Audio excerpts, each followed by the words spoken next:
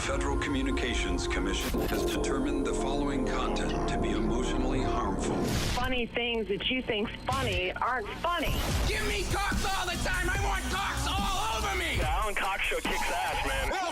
Welcome. Show me what you got. You're not going to see a lot of cocks on TV. Alan Cox from the Alan Cox Show. I don't know what it's about you, but I can't even stand your voice. I think you're the biggest asshole alive. It's going to be a great show. Let's kick it.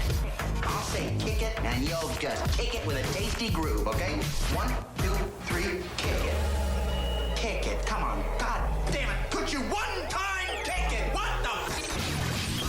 Alan Cox. Here we go. He'll ad-lib. He'll be fine. It's the Alan Cox Show on 100.7 WMMS.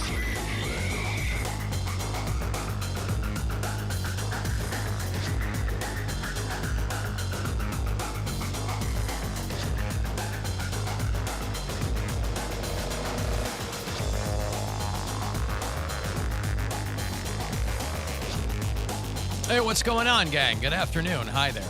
Greetings. Welcome, welcome. How you been? Good? Feeling all right? My name's Alan Cox. Thanks for being here. Say hi to Bill Squire. He's right over there. Creepy hugs, everybody. Mary Santora is in Midtown Manhattan. Yo. Yo. And Poundcake is just a few doors down from us. He's back in Studio G. Good afternoon, white people. Happy Monday. We got our, I had our Polar Blast punishment shipped to us over the weekend. Yeah. These Carolina Reaper chips. Mary and Poundcake and I have to eat on Friday as part of our Polar Blast punishment. Bill's team won this year, our Polar Blast a couple of weeks ago. And so ordered a handful of those Carolina Reaper chips that each one of us will, the first 3 hours of the program on Friday, and then Dr. Ryan Berglin will be here for Is It Red? Not referring to our throats or our, what's the plural of esophagus? Esophagi? Esophagi? Esophagili? Something. So we'll do that on Friday. I've had no shortage of messages from people because we kind of touched on it last week briefly. Got a lot of messages from people on how to mitigate the pain and the heat that comes along with those chips, and I do appreciate those suggestions. There's no way around it, but people have their thoughts. We were talking about dairy last week. We were talking about because I really would like to make it just for myself. I would like to make it as I'm not quite even sure how to put it. I don't want to be spending the entire weekend. You don't want to ruin your weekend. I don't want it to ruin my weekend. That's right. Yeah. I've got an appearance on Saturday, and where's that at? I don't. Where am I on Saturday? You're at Garage Bar. I'm at Garage Bar in Willoughby. Well, it's still I've been telling everybody many days away. But you did your first one on Saturday. I did my first one on Friday. Yep. It was a blast. We had so much fun. Thank you to the 4 people I met. Yeah, it was. I had a bit of a different situation on Saturday. So, a little. They put me in a completely separate room from where everybody else was. So it's. How do they do that? But some people came out and we had some drinks and had some chats, and it was a nice opportunity to really drill down with a couple of listeners and get to know them a little bit. 2 of them were on a first date. They had met on an app or something. Neat. And oh boy, it was fine. But anyway, these mini hoops appearances that Bill and I doing are theoretically a lot of fun. Yeah. On Thursday, I'm at Chuggers in Streetsboro. Is that with a Z? I don't think so. I think it's just Chuggers. And then Friday, Frank and Tony's place in Willoughby. And then Alan's doing Saturday at Garage Bar in Willoughby. Yeah, I haven't been to Willoughby in some time, so I'm excited just to get back out there in the DT Dub. But, anyway, so these chips that we'll be doing on Friday, I don't know that there's any real way to prepare for it. We're going to do it. We'll Rochambeau to see. Unless you guys have an idea. I'll do the first hour. I'll just do mine from the top of the show. And then either Poundcake or Mary will do the second hour and the third hour. So I'll let you guys figure that out. If you have any thoughts on how you want that to go. To me, it's as good as a coin toss or 6 of one, half a dozen the other. Well, that's why I was like, do I want to go earlier? Do I want to go later? Like, how do I want to be? And then I'm like, it doesn't matter. Your mouth and your intestines are going to be on fire either way. Do So you just have do a show Friday night? No. Okay. That's why she wanted to do it that Yes, night. because I had 2 shows this past Friday, and I was like, I cannot do that and then go all night on stage. So that's why this weekend works better, because I'm coming home for Brian's daughter's birthday party. So that's not until Saturday afternoon. So I'll have a full 24 hours to hopefully recover before I have to leave the house. Right. But yeah, it was like really the difference of an hour. Might as well just get it over with, you know? Poundcake, do you have any plans on Friday night that you're trying to maintain, or Not anymore. no? Not anymore. You can't bottom after eating the Carolina Reaper. No, you cannot. Was that part of the plan, or are you just being I didn't know we were facetious? doing it on a Friday. so yeah, Listen to the show. Yeah, well, I talked about it all last week. Before we talked about it. Right. It's Freaky Freaky Friday, and that's what I do on Fridays. So I've got to postpone that. Okay. Well, yeah, we'll see. You know, I mean, poor Poundcake. I mean, he's gone through this before. You know, his punishment a couple of years ago was eating that pepper. And, you know, so I don't know that that's put him in any better position. No, because it was awful. Everyone was saying... That's my thing, is there's no way to, like, really prepare for it. You just do it and hope for the best. It doesn't matter, because even when I ate the pepper, people were still calling me a pussy, because they were like, oh, it wasn't the organic pepper. It wasn't grown straight from the ground. And this is my point when we talk about this. It's never enough for never people. enough. It's never enough. So I was like, man, y'all better... I'm taking this L for y'all. Do they want us to die? Do they want us to be in the Yes. hospital? Like, No, people they are want bored us to with their die. own lives and No. want something. Yes, Because if come you on. died, then they'd be like, what an idiot, risked his life for some stupid That's a challenge. good Like point. they Yeah. would be mad at you for dying. Oh, you can't do no anything winning. anymore. Oh, Yeah. because... Yeah. Huh. So, It's yeah, Dustin, I think it's funny that Mary died and her family put up a GoFundMe. you guys didn't find out Mary was crowdfunding for her chip. Yes. I just think it's weird. Yeah, they want us to die. That would be great content. Reading in the paper, he died because he lost on the Boulder Blast. He ate a stupid chip. My daughter ate a chip one time, and she survived. then she went to gymnastics afterwards. It wasn't a big deal. It's fine. My God, we got her one for her birthday because she wanted to make a YouTube video. She made a TikTok. Yeah. Well, maybe the three of us should make a big old TikTok video at the end of Friday's show. I can edit it down. Uh-huh. Hey, here we are, everybody.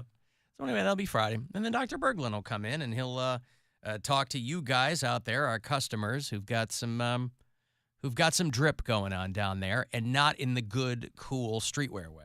Talked to a customer last night that is getting his vasectomy on Friday from Dr. Berglin. So Dr. Berglin's going to snip him and then come in and talk to us. Wow. Yeah. Look at that.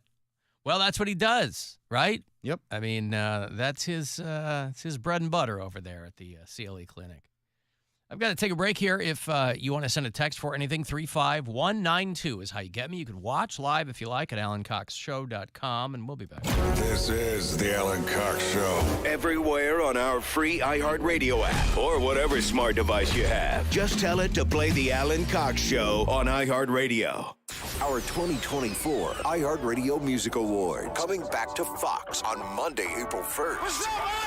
Honoring the songs and artists you loved on iHeartRadio over the past year and giving you an exclusive first look at the biggest new songs coming in the summer of 24. That's right. Get ready to win your way there to see Justin Timberlake, Green Day, TLC, Jelly Roll, Lainey Wilson, Tate McRae, and a special musical tribute to this year's iHeart Icon Award recipient, Cher. Our 2024 iHeartRadio Music Awards. I'm honored to be here. Thanks for letting me live my dream. Win your way there to see these superstar performances and so much more. Enter for your chance now at iHeartRadio.com/awards. What's holding you back from learning the language you've always wanted to know? Too hard. Takes too long. Not with Babbel. Babbel's lessons take just 15 minutes a day. 15 minutes isn't long. Nope. And they're fun. Fun isn't hard. Right. Babbel's interactive lessons, podcasts, games, and more make it fun and engaging, so you don't realize you're learning a language, but you are. And Babbel's lessons are built around real life. You can choose from topics like travel, business, relationships, and more. You'll learn what matters most to you. Plus, Babbel's lessons are designed to get you speaking right away. In 3 weeks, you're able to start having conversations. Just 3 weeks? Even better. Since Babbel's lessons are designed by language experts and voiced by real native speakers, you'll get the accents just right and be able to carry on conversations with confidence. Learning a language with Babbel doesn't take long. And with Babbel, it isn't hard. It's perfect. And now, try Babbel free at Babbel.com. That's Babbel.com. Babbel.com. Okay, true stories from Huntington customers with Bobby. So, tell us what happened, Bobby. When my wife passed away, she did all the finances. She took care of everything. At the time, I needed all the help in the world. And how did your banker help? I didn't expect all the help I got from Sierra. It was much needed, much needed. Get more than money from your bank. Welcome to Huntington. Real people compensated for true stories. Kevin Moret for Mentality Men's Health. Guys, over 23,000 clients have sought treatment and Mentality for low T. Most of our new clients have tried online treatment and mail order medications. Your hormones balance your physiology and influence all areas of your mental and physical performance. There are subtle but critical aspects of treatment that will be missed if you work with a provider that does not see you. It's just too risky to go it alone. Come partner with us today, and we can make this year the best you've ever looked, felt, and performed. Schedule in Cleveland at lowtusa.com. That's lowtusa.com. Hey, Mackenzie here. If you've been looking for a car, truck, or SUV that's in stock and ready for immediate delivery, you'll find it today at Ken Ganley, Ohio's #1 automotive retailer.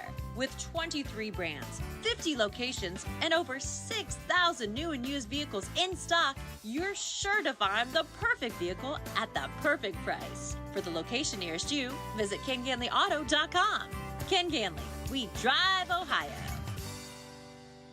Aware Recovery Care of Ohio is here to help you or your loved ones recover from addiction to drugs and or alcohol. Aware Recovery Care provides each client with a fully individualized in-home addiction treatment program developed in conjunction with specialists at Yale. Now you can recover in your home, in your surroundings, in your comfort zone, and on your schedule. To learn more, visit awarerecoverycare.com. That's awarerecoverycare.com.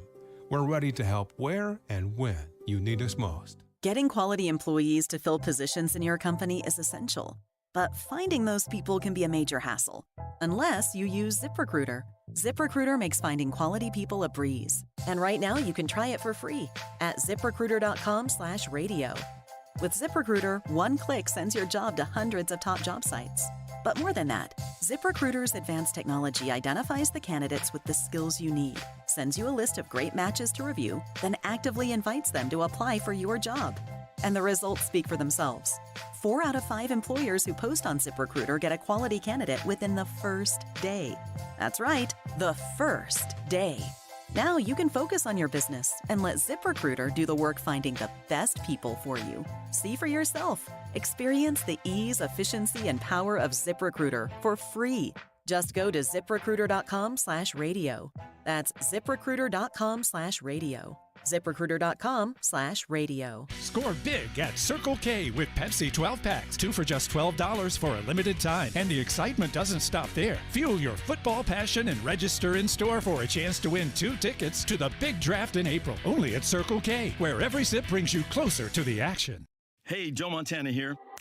Back in my football days, I knew the importance of a strong defense. Now I'm sharing how you can help defend your health against pneumococcal pneumonia, a bacterial lung disease that can be life-threatening. If you're 65 or older or 19 or older with certain chronic conditions like diabetes or asthma, you're at increased risk. Talk to your doctor or pharmacist about vaccination and learn more at knowpneumonia.com. That's KNOW pneumonia.com.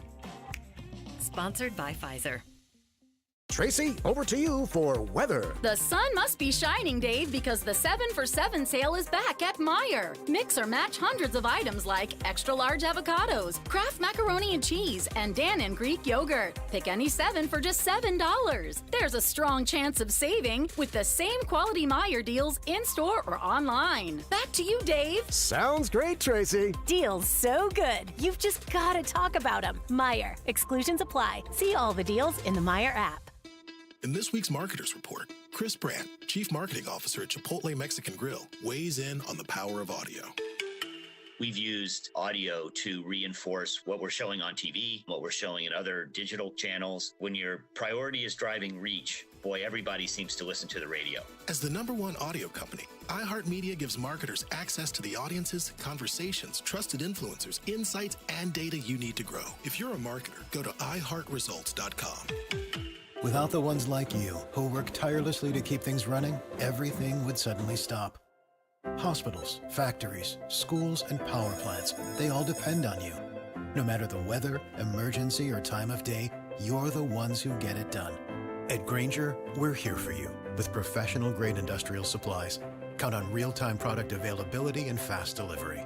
Call, click Grainger.com, or just stop by. Grainger, for the ones who get it done. Tax Talk with Straight Talk. You give and you give. This tax season, you get with Straight Talk Wireless. You get a reliable 5G network and unlimited data and a Samsung Galaxy A14 included when you buy an extended Silver Unlimited plan. So you can give your janky phone to your kid. Yeah! Switch to Straight Talk for plans starting as low as $25 a line per month for 4 lines. Find us at straighttalk.com. For network management practices, visit straighttalk.com. Device offer ends 4/14/24. Online only. Family plan discount with 4 lines, all on the Silver Unlimited plan. Taxes and fees apply. Traffic. From the Elk and Elk Traffic Center, if you were injured on the job, call the attorneys at Elk and Elk, 1-800-ELK, Ohio. Looks like you have a crash west 117th north of I-90. Road construction still taking out the left lane, 71 north at West 25th. MLK closed between Wade Park and Superior for tree removal, and you have another crash east 152nd at Lakeshore. I'm Mike Ross in the Traffic Center. This report is sponsored by Indeed.com. Need to hire? You need Indeed. Their all-in-one platform helps you attract, interview, and hire candidates all from one place. And Indeed's interview tool lets you schedule and conduct virtual interviews right from their website. Visit Indeed.com/credit. What if I told you fairy tales had a darker side? He locked her in this dungeon. He threatened to kill her multiple times. That's one where Red and Grandma are just dead. She takes the frog and with all her might throws him against the wall. In my podcast, you'll see there's more to the tale than what was told in bedtime stories. Join me, Miranda Hawkins, as we step into the twisted world of the Brothers Grimm. Listen to The Deep Dark Woods on the iHeartRadio app or wherever you get your podcasts. Brain dead entertainment throughout history. The Cup and Ball, the Yo-Yo, Pong, the Alan Cox Show. On 100.7 WMMS. 216-578-1007 if you want to join us live, or 800-348-1007. 35192. Want to send me a text. AlanCoxShow.com. All the other stuff. I haven't checked AlanCoxShow.com to see who's helping out today in the video department. Whoopa Happernap. Hey, thanks, sir or madam. Appreciate the assistance. Hey, Woody. Ellen. Am I going to see you on Saturday night?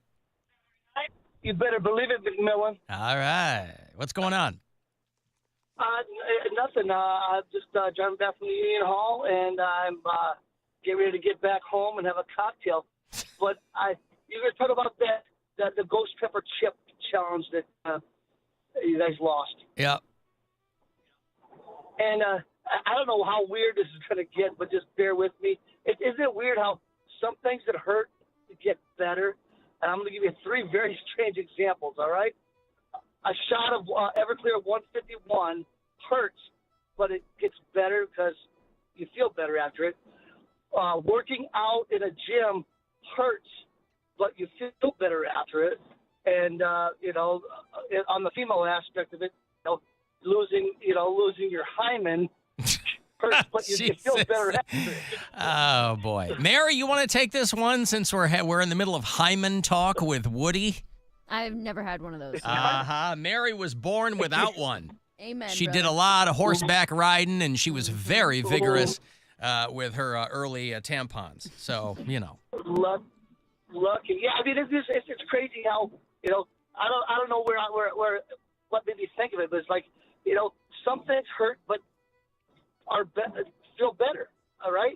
Like I said, a shot of Bacardi 151. Yeah. It hurts going down, but you immediately feel better.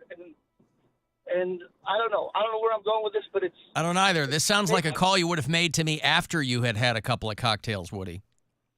Exactly. It's like is the Catholic religion right? You need to be. You need.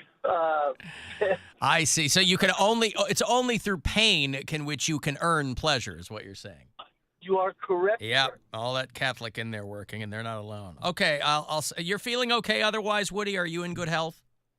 Ish. I just got back. I had my doctor's visit this morning. I'm 25 pounds overweight, and other than a little athlete's foot fungus, I'm tip top, baby. All right, yeah, well, good to know. Let's try to lose some of that weight, okay? I need you in good shape for the immediate future. Right on. All right, I'll see you on Saturday, Woody. You got it. All right, I haven't seen Woody in a minute, and, of course, I'll be out at the garage bar there in Willoughby. Reason that I ask Woody how he's feeling in general is that the Alan Cox Show has lost another listener. Oh, no. Jenna has passed away. Jenna in Poland, who called pretty frequently. Yeah, a listener texted me and said, hey, you need to go to the Feral Cats Facebook page. And they changed their profile picture to Jenna, and it's a lot of RIP, and we love you, Jenna. And so Jenna out there in Poland, who would call us pretty frequently, leave a lot of messages on the weekend. I didn't think anything of it when I came in this morning and didn't see any voicemails from Jenna. It would have never occurred to me had this person not gotten me hip to that, but obviously, condolences to her bandmates there in the Feral Cats. They were a band there in Youngstown who would perform throughout the area, and they were comprised solely of musicians with physical disabilities. And Jenna would call us a lot. I played a little segment with her called Sweet Nothings, and, she would just leave pithy little comments for us, played them quite frequently. Every once in a while, she would call in live, and that was the best part, is we would get to talk to her a little bit and kind of pick her brain about what was going on. She was always much more lucid live on the phone than, she'd call and growl a lot of times. But according to that Feral Cats Facebook page, Jenna from Poland has passed away.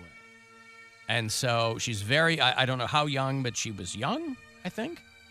And condolences to her family and to her bandmates there and the Feral Cats. We were talking last week about how I was concerned. I'm always concerned when we don't hear from certain people for a while, so I'm always thinking about Darnell, and I know we mentioned A.K. Becky. It did not even occur to me that I hadn't heard from Jenna in a minute.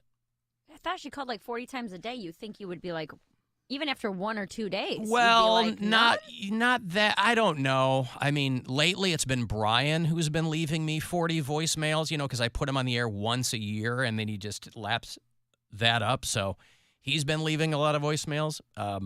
But that's a real bummer. I'm sorry. Did I miss how? Or they didn't I say? did not see how. Okay. I don't know anything about that. I left a condolence comment from us here on the show. Yeah, I saw that. That she was always very sweet. But yeah, that Feral Cats Facebook page has a lot of condolence messages for Jenna's family. So that's a real bummer. Poundcake, your thoughts? R.I.P. Jenna. I'm sorry. That's awful. All right, there's Poundcake's eulogy, and, I don't know. I don't know. There's no information on that Facebook page. You'll be missed. You will, always enjoyed hearing from her here on the show. We'll always have her growl, but obviously there will be no more Sweet Nothings with Jenna from Poland.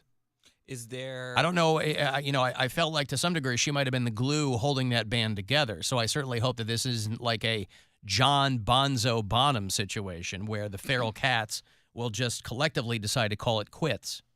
Was she the lead singer, though?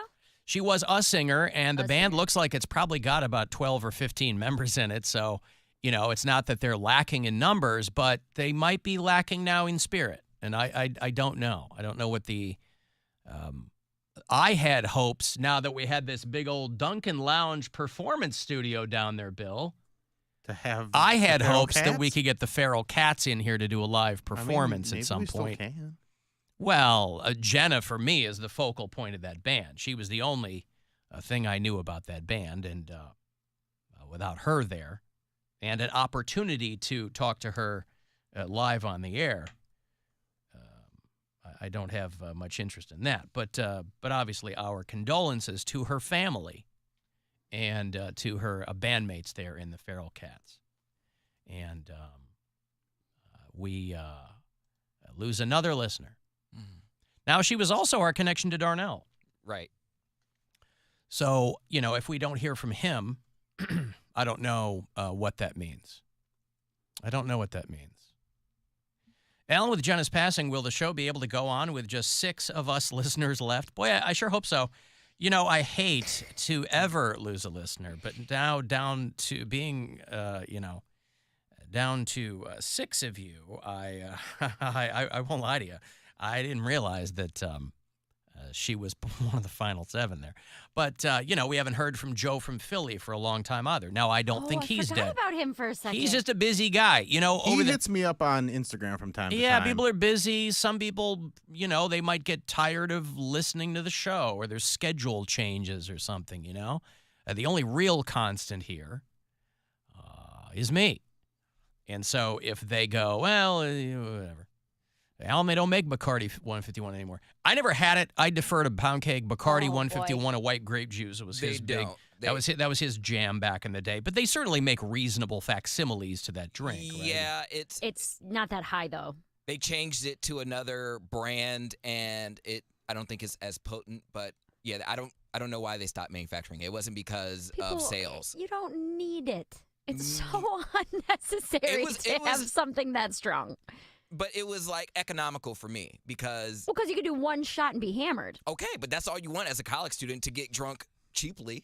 Well, no, I mean, I'm in the same boat. I used to keep a bottle of 151 in the freezer. I had a handle, yeah. I had a handle of 151. Before we'd go out, I would take a shot of that because then I'm like, then I won't drink so much when I'm out, which never happened. It just made me black out faster. Okay, so you're blaming you're saying it's not good for everybody else because you were irresponsible. What I'm saying is that one shot of that for any human being, I don't care how much you drink, a shot of 151 will mess you up. Well, good. I mixed it with grape juice, and that was like wine for me, and that was my drink all night. And why didn't you just drink wine? Because wine, you have to drink a couple glasses to get drunk. This was, I put a little bit, I would put a quarter in my cup and then fill the rest with grape juice, and it tastes good, and it got me messed up. So that was my drink for the whole night. I didn't have to keep refilling. I didn't have to worry about, running out of alcohol. People would go crazy. Oh, someone's drank my beer. Not me. No one would drink my 151, and it would sit up in the freezer all semester. A handle. And I forget how much it was. I feel like it was It's not that expensive. It was like $25 for that handle, which... And nobody else was getting on board with what you were doing. They would take sips out of my cup because they didn't believe me. They thought it was like drinking, jet fuel, which by itself it probably was, but I made it taste good. 151 pineapple juice, 151 in white grape juice. It masks the taste. It doesn't mask the smell, though. It still smelled like fuel, but it tasted great. Yeah, I never had it. But there are all kinds of liquors that, to Mary's point, are unnecessary. So unnecessary. But that's kind of the point of them. Malort doesn't need to exist either, but... They're just looking for ways to ruin people's good time. Ruin people's good time. Yeah, because some people are... Yeah, but everybody also has a different tolerance as to what a good time consists of, too. So. I can guarantee you they didn't stop selling it because it wasn't selling. It wasn't because... people weren't buying it. It was because someone complained, someone was drinking underage, or someone had too much, and then they got sued, and then they ruined it for everybody else. Bacardi 151 was quietly discontinued because of lawsuits filed by people who managed to burn themselves while lighting the product. See? Yeah. They can't handle their drink. I think we mentioned it last week, the drop shot called the Flaming Dr. Pepper. Dummies. It's in the little shot glass is amaretto, and then you top it with 151, and then you light that on fire, and then you drop it into like a half pint glass of Miller Lite, and then you're supposed to chug it. But I've seen people light it on fire and then idiotically go to blow it out, and then the fire just spreads all everywhere, over the bar, because it's like it'll stop burning it only takes like 30 seconds for it to burn off, but still. Well, they said it implies that it's still being sold elsewhere, but discontinued in the U.S. in 2016. That sounds about right. That was like the year I graduated college. And So you I just didn't need missed it anymore anyway. That's not the point. I've moved on. No, I'm saying the timing was perfect for you. If I wanted to go back and relive my glory days, I'm like, you guys know anything about 151? Those were the glory days. Yes. Wow. Like that was, I no longer, when I was drinking underage, you had to get with the stuff that people could buy you. Like it was like Orloff, like the nasty stuff. So it was a point of pride where I can get the strong stuff for cheap. I was like, I could get real messed up off of this. I never said it tastes good, but you mix it with something else, like everything else. And it's tolerable. It was great. Oh, I miss it. I had it in my mini fridge upstairs in my room. But I mean, they still sell Everclear. I'm not familiar with Everclear. Like It's know like the people same that, thing. It's that like have grain. had it. Yeah, it's like grain alcohol, But is for that- God's. I mean, if they're worried about people lighting things It's on super fire. high Is proof. that vodka or is that rum? Because 151 It's was rum. grain alcohol. Yeah, it's neither. like cleaning solution. Yeah, I know people that did that. That had that had Everclear. I used at the time it Everclear one time as lighter fluid because all the lighter fluid was sold. Yeah. Oh, yeah. I feel like at the time it wasn't sold in Ohio. Like the last couple years of my college experience, they allowed it to be sold in Ohio because there were people coming from like Pennsylvania and they're like, "Hey, I got Everclear." Well, there are states where it's illegal because they're like, yeah, one shot will double your blood alcohol content. When you tour, we did a behind-the-scenes tour of Buffalo Trace Distillery down in Kentucky. I went for a bar I used to work at a couple years ago, and they have what's called White Lightning, or someplace they'll call it White Dog. Oh, yeah. It's the stuff that comes straight off the still that hasn't been barrel-aged or anything like that, and that stuff is like the 130 proof.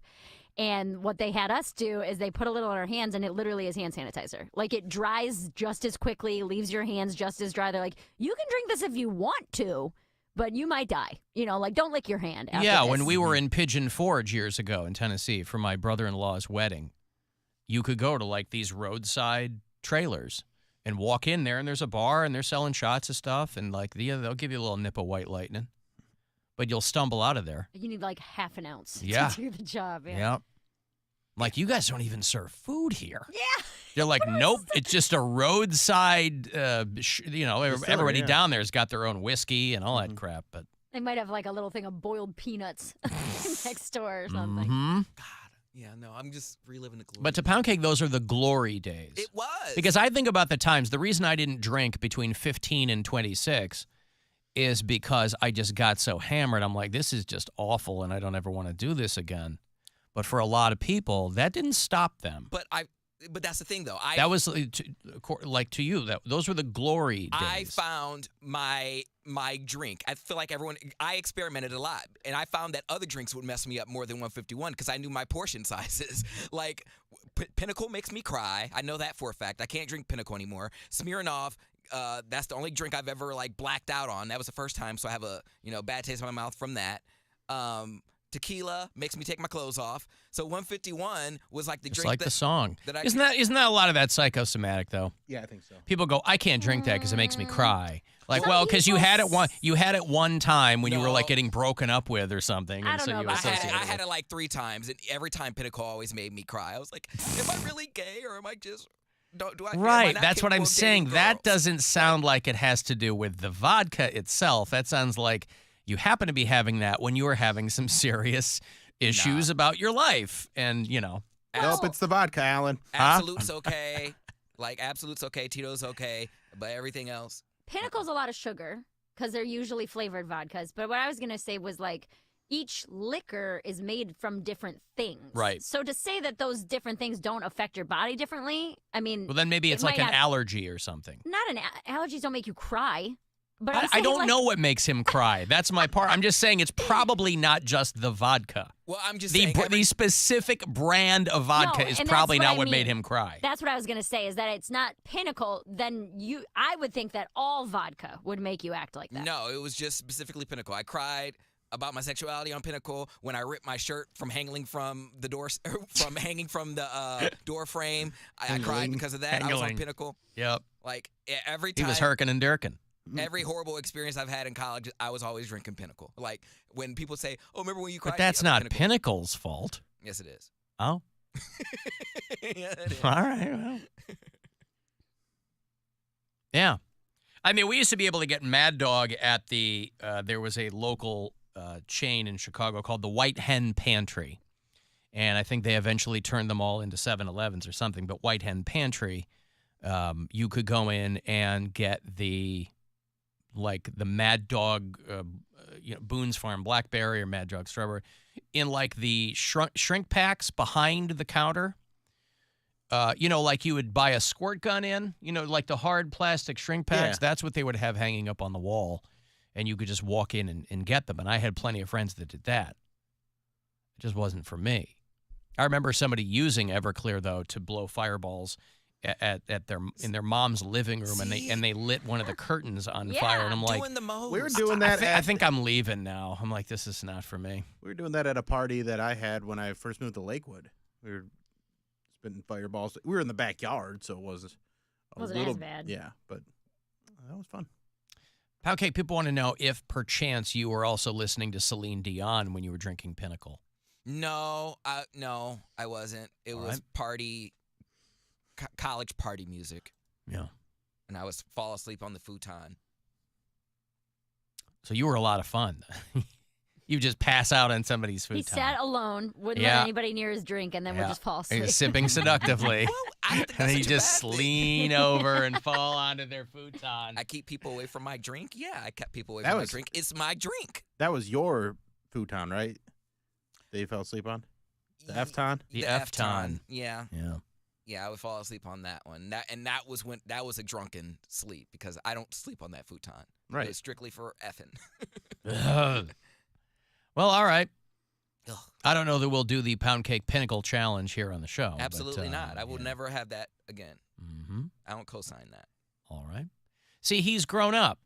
He's becoming a fan of some more mature, finer things in life, and he's not somebody who's going to pass out on a futon anymore from drinking and crying. But that's the thing. Too much Pinnacle. People think that I'm toxic, but like, who thinks you're toxic? Well, I'm saying people are like, oh, I can't believe you drink 151. I'm like, well, I handle it responsibly. I'm not the one doing stupid stuff on 151. Like, I'm not, lighting it on fire and acting crazy. It was, I wouldn't say it's cheap, but it was economically efficient for me, and it got me drunk to the point where I'm like, I don't have to keep drinking. I could coast all night, and that's all I wanted to do. I just wanted to coast. Be drunk enough to fall asleep in my own bed. Maybe with a man, a lover. Oh, God. A lover. Hey, has anybody seen Poundcake? Oh, he's taken a lover already. Back to his... In my single bed. Alan Poundcake was slumping seductively. Yeah. Probably. Uh-huh. And you didn't wake up and people had drawn on your forehead or anything like that? Yeah, there was a particular time that did happen. It was highlighter, and I didn't know until they turned off the lights. Yeah, of course. Black light. It was a black light party, and I nodded off just for a hot second. In the middle of a party, you just nod off sometimes. And it wasn't until I was walking around, I went into the section of the house that was highlighter, that was neon, and everyone just started laughing at me. I didn't know why. I was like, oh, so what? I passed out. No big deal. And I had a bunch of hieroglyphics on my head. Oh, boy. Mm-hmm. So you had an antiquities major then in your midst? Yeah. I only got drawn on like twice in my life. Only twice? Well, which is like for all the times I've passed out drunk.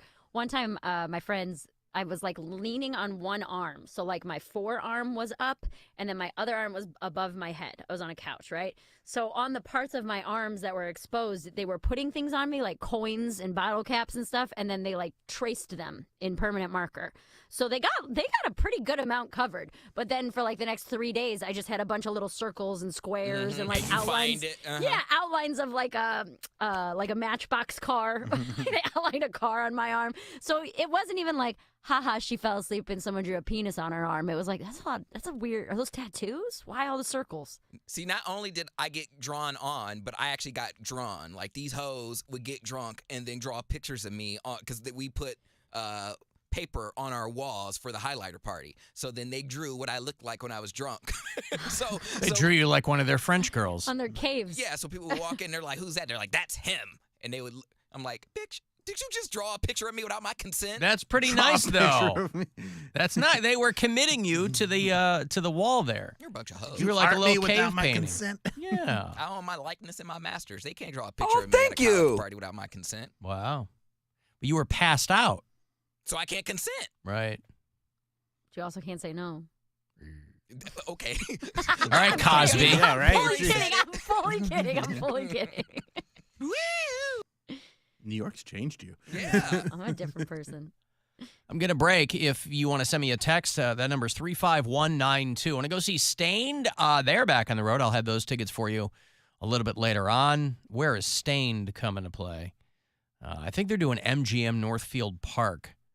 Yeah, they are. May 17th. So Stained, I'll have Cavs tickets for you later. Put you at that Cage the Elephant show, too. So we'll take a break. Be back after these. Remember, you can listen anywhere you are on that iHeartRadio app, too. To compete in this tournament, it'll take a lot of balls and not very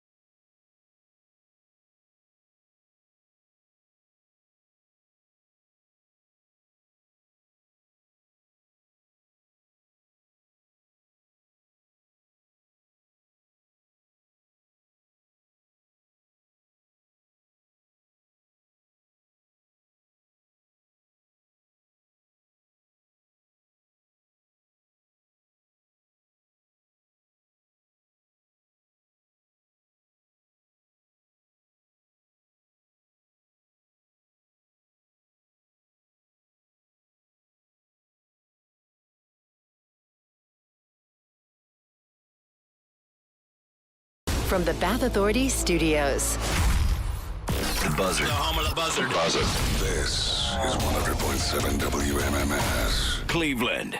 Call the Alan Cox Show. I believe we have another winner on the phone. What do you think about that? This guy's a weirdo. 216-578-1007 or 1-800-348-1007.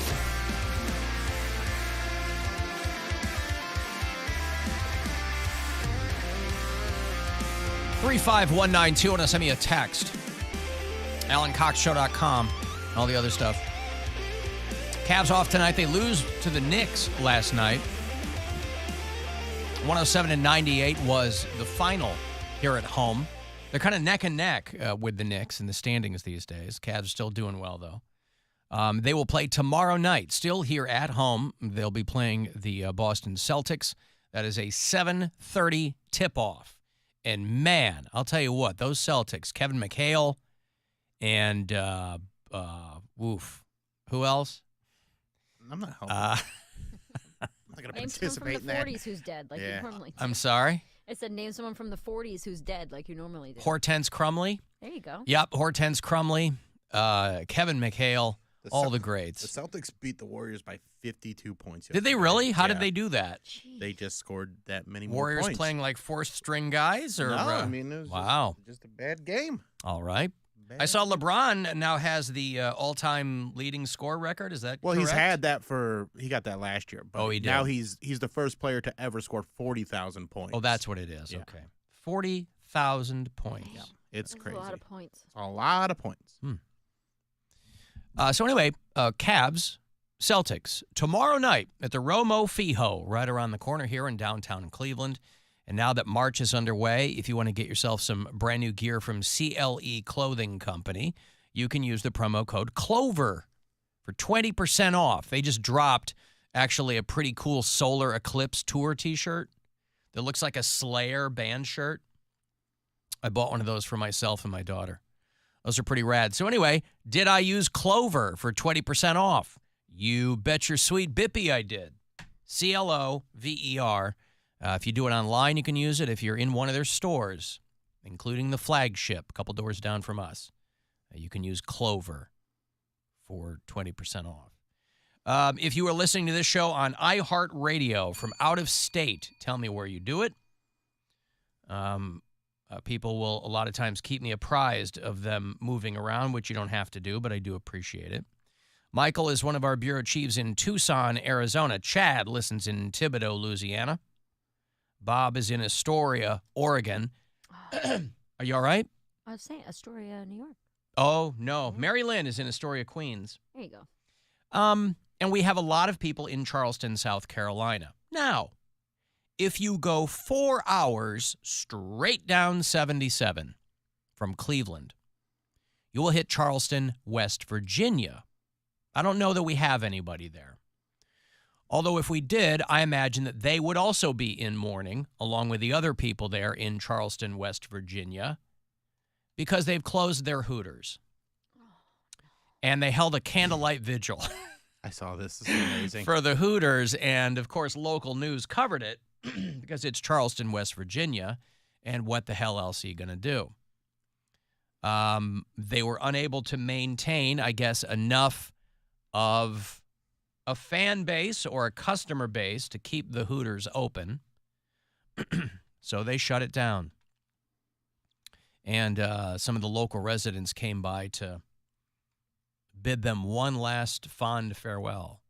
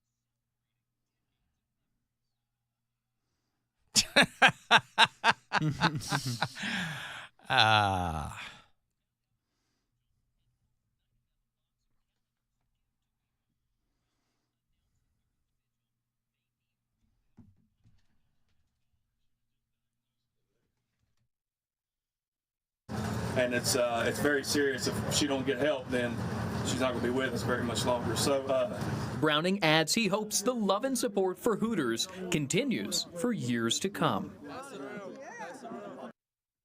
How about that? The love and support for Hooters. So they closed it because of the pandemic and never reopened. But hundreds of people there in Charleston, West Virginia, mourning the loss of that Hooters. And, of course, in true West Virginia fashion, that sign says, gone, not forgot. Not forgot. Yeah. Oh, not forgot. Not forgot. Never been to Hooters. Oh, they were fine. I went to one in Toledo. It's the only one I've ever been to. That one that we went to in Arizona was the best. The unbelievably hottest women you've ever... You go to a Phoenix Hooters, because you're getting girls. Phoenix is basically people who can't hack it in L.A. anyway. Or you get girls going to college there, whatever. Holy cow. That one. Unbelievably we stopped there. Beautiful me, women. you, and Erica on the way to the airport. We're like, yeah, just go. Let's try out Hooters like as a goof. And then we go in there, and it was insane. We're like, this is their B shift, too, because it was like a Tuesday. Yes. At noon. And, wow. A midweek lunch, crazy. and it was just... They were they are so good looking. Yeah. Well, I dated a couple of Hooters girls back in my day, and I remember one who she didn't have a car, and I would drop her off. The original Hooters there in Chicago, still there. It's at Wells and Erie. And I would drop her off, and there would be dudes sitting there when I dropped her off, and the same two guys would be sitting there when I picked her up. So some guys just sat there, just a couple of older dudes, all day It's long. like the Sydney Sweeney sketch that was on SNL this weekend. Boy, she's so funny. Sydney Sweeney? Just so funny. I laughed so much watching that. I'm sensing some sarcasm. Well, she's just so... It's just... Every sketch was just like, isn't she hot? She's so hot. Look at her boobs. I've noticed They're that's so kind of what, and Yeah. I feel like I held on to SNL longer than just about anybody else, and now I see it very sporadically, and I don't know what to attribute that to, but that seems like kind of their default now when they have a really hot host, female host, is they write a lot of sketches about how hot they are. And Sydney Sweeney, I don't know how she got famous. Was she on Euphoria? Where did she blow up from Euphoria? And she's cute. She's got great cans, and I mean, I don't know how good of an actress she is. I know more like just from seeing pictures of her than seeing her in things. I think I saw her in The White Lotus. I think that's the only thing I've actually seen her in was The White Lotus. But that second season. But they did a sketch on SNL where she was all the other Hooters waitresses couldn't get a word in edgewise because she was so hot or whatever. They weren't getting any tips, and she was getting so many tips. Right. I have a question. Yes, sir. About Hooters. Yeah. So do their waitresses count as like actresses or models? Because how can they just hire hot women? Like, how is that not discrimination? Well, not every girl at Hooters is hot. But I mean, you are getting local girls. I'm just saying women. Like But they are still looking for a specific look, and I think they do something like that. It must be like some type of like modeling or like because they have a calendar and stuff too, so they probably like count that in there. Like if you're a waitress, then you count as a model. My sister worked at Hooters a long time ago when she was like in her early 20s, and she ended up leaving because the manager couldn't keep his hands off the girls. But I should ask her that. She would be able to tell me. Because I don't know. But you're probably right. They probably have something that says like, hey, we might use your likeness, or because it is a play, it's like hiring waitresses in Vegas. That's what I'm saying. You're looking for a certain vibe. I don't think that they're hiring men for these positions. Like, you might be a good-looking guy, but men aren't going, or, the customers aren't going there because of the service. They're going there for the look.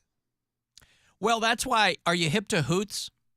No. Okay, they've spun off Hooters because I think they see the writing on the wall, or a lot of these places, pandemic or no, there's a lot of Hooters locations that are just going away. And so they have spun it off into something called Hoots. And I don't know if there's one around here, but it's their new fast casual concept called Hoots. And it's like a cute lowercase logo, and everybody wears T-shirts and khakis. So they're clearly trying to get away from the breastaurant thing because that is pretty passé, right? And so they're like, but we do have some branding available to us. They're calling it Hoots. So maybe there are guys working there. I don't know. But they're in Charleston, West Virginia. They are lamenting the fact that their Hooters never reopened. And it's not like they're building new Hooters, by the way. So every Hooters you go to, there was one when I lived in Pittsburgh, there was one in Station Square. I don't know if it's still there, right on the river, but every Hooters you go to, it looks like it's 40 years old because they're not building new Hooters. Is the food good? It's actually not bad. It depends on what you get. That little story that I just, it doesn't photograph well. I know that. Or the cameraman there in West Virginia didn't know how to shoot it because they did a quick. Yeah, they did a quick shot of those wings, and you're like, ooh. Nobody goes there for the food. I mean, that's the joke, but it's also true. But it depends on what you get, right? Nobody goes to Hooters for wings. Well, that's just like the saying, like when you find a Playboy or something like that. It's like, oh, well, it's the articles. Like no one's reading a Playboy for the articles. Well, that's not true because Man, Playboy stop had no. That's a cliched street joke too. But Playboy back in the day had like legit novelists and writers doing columns for them too. So that was a little offside. We have a gourmet chef at Hooters. Well, no, they don't have a gourmet chef. I mean, no, Playboy back in the day was like a legit publication. That's when they owned that entire space, right? Where they could have, they have Norman Mailer writing columns and things that weren't about. It's not like the articles were about naked girls. I mean, they were taking actual pieces. It was a big deal if you got asked to write a piece for Playboy, as opposed to like, hey, want to write something for, Penthouse. What was the old Bob Guccione one? Hustler, Penthouse. I guess Penthouse was the Bob Guccione one. But, there's probably still a Hooters in Akron. Don't you see one when you go down 77? Don't you pass by a Hooters or something down there? I think all that stuff is closed. Yeah, I think it's all closed. Is it? Yeah, I think it's just an old sign. I don't know if there's any. I think it was in Hooters like around Canton here. or something, but because even like the Hooters ripoffs would open and close and go away. Like the Tilted Kilts are pretty much all gone, stuff like that. Yeah, I don't know if there are any around here. Closest one I see is in Detroit or Taylor, Michigan. There's some place in the Flats called S Hooters. Stupid. Am I pronouncing that correctly? Nailed it. All right, well, anyway, there's some food news for you.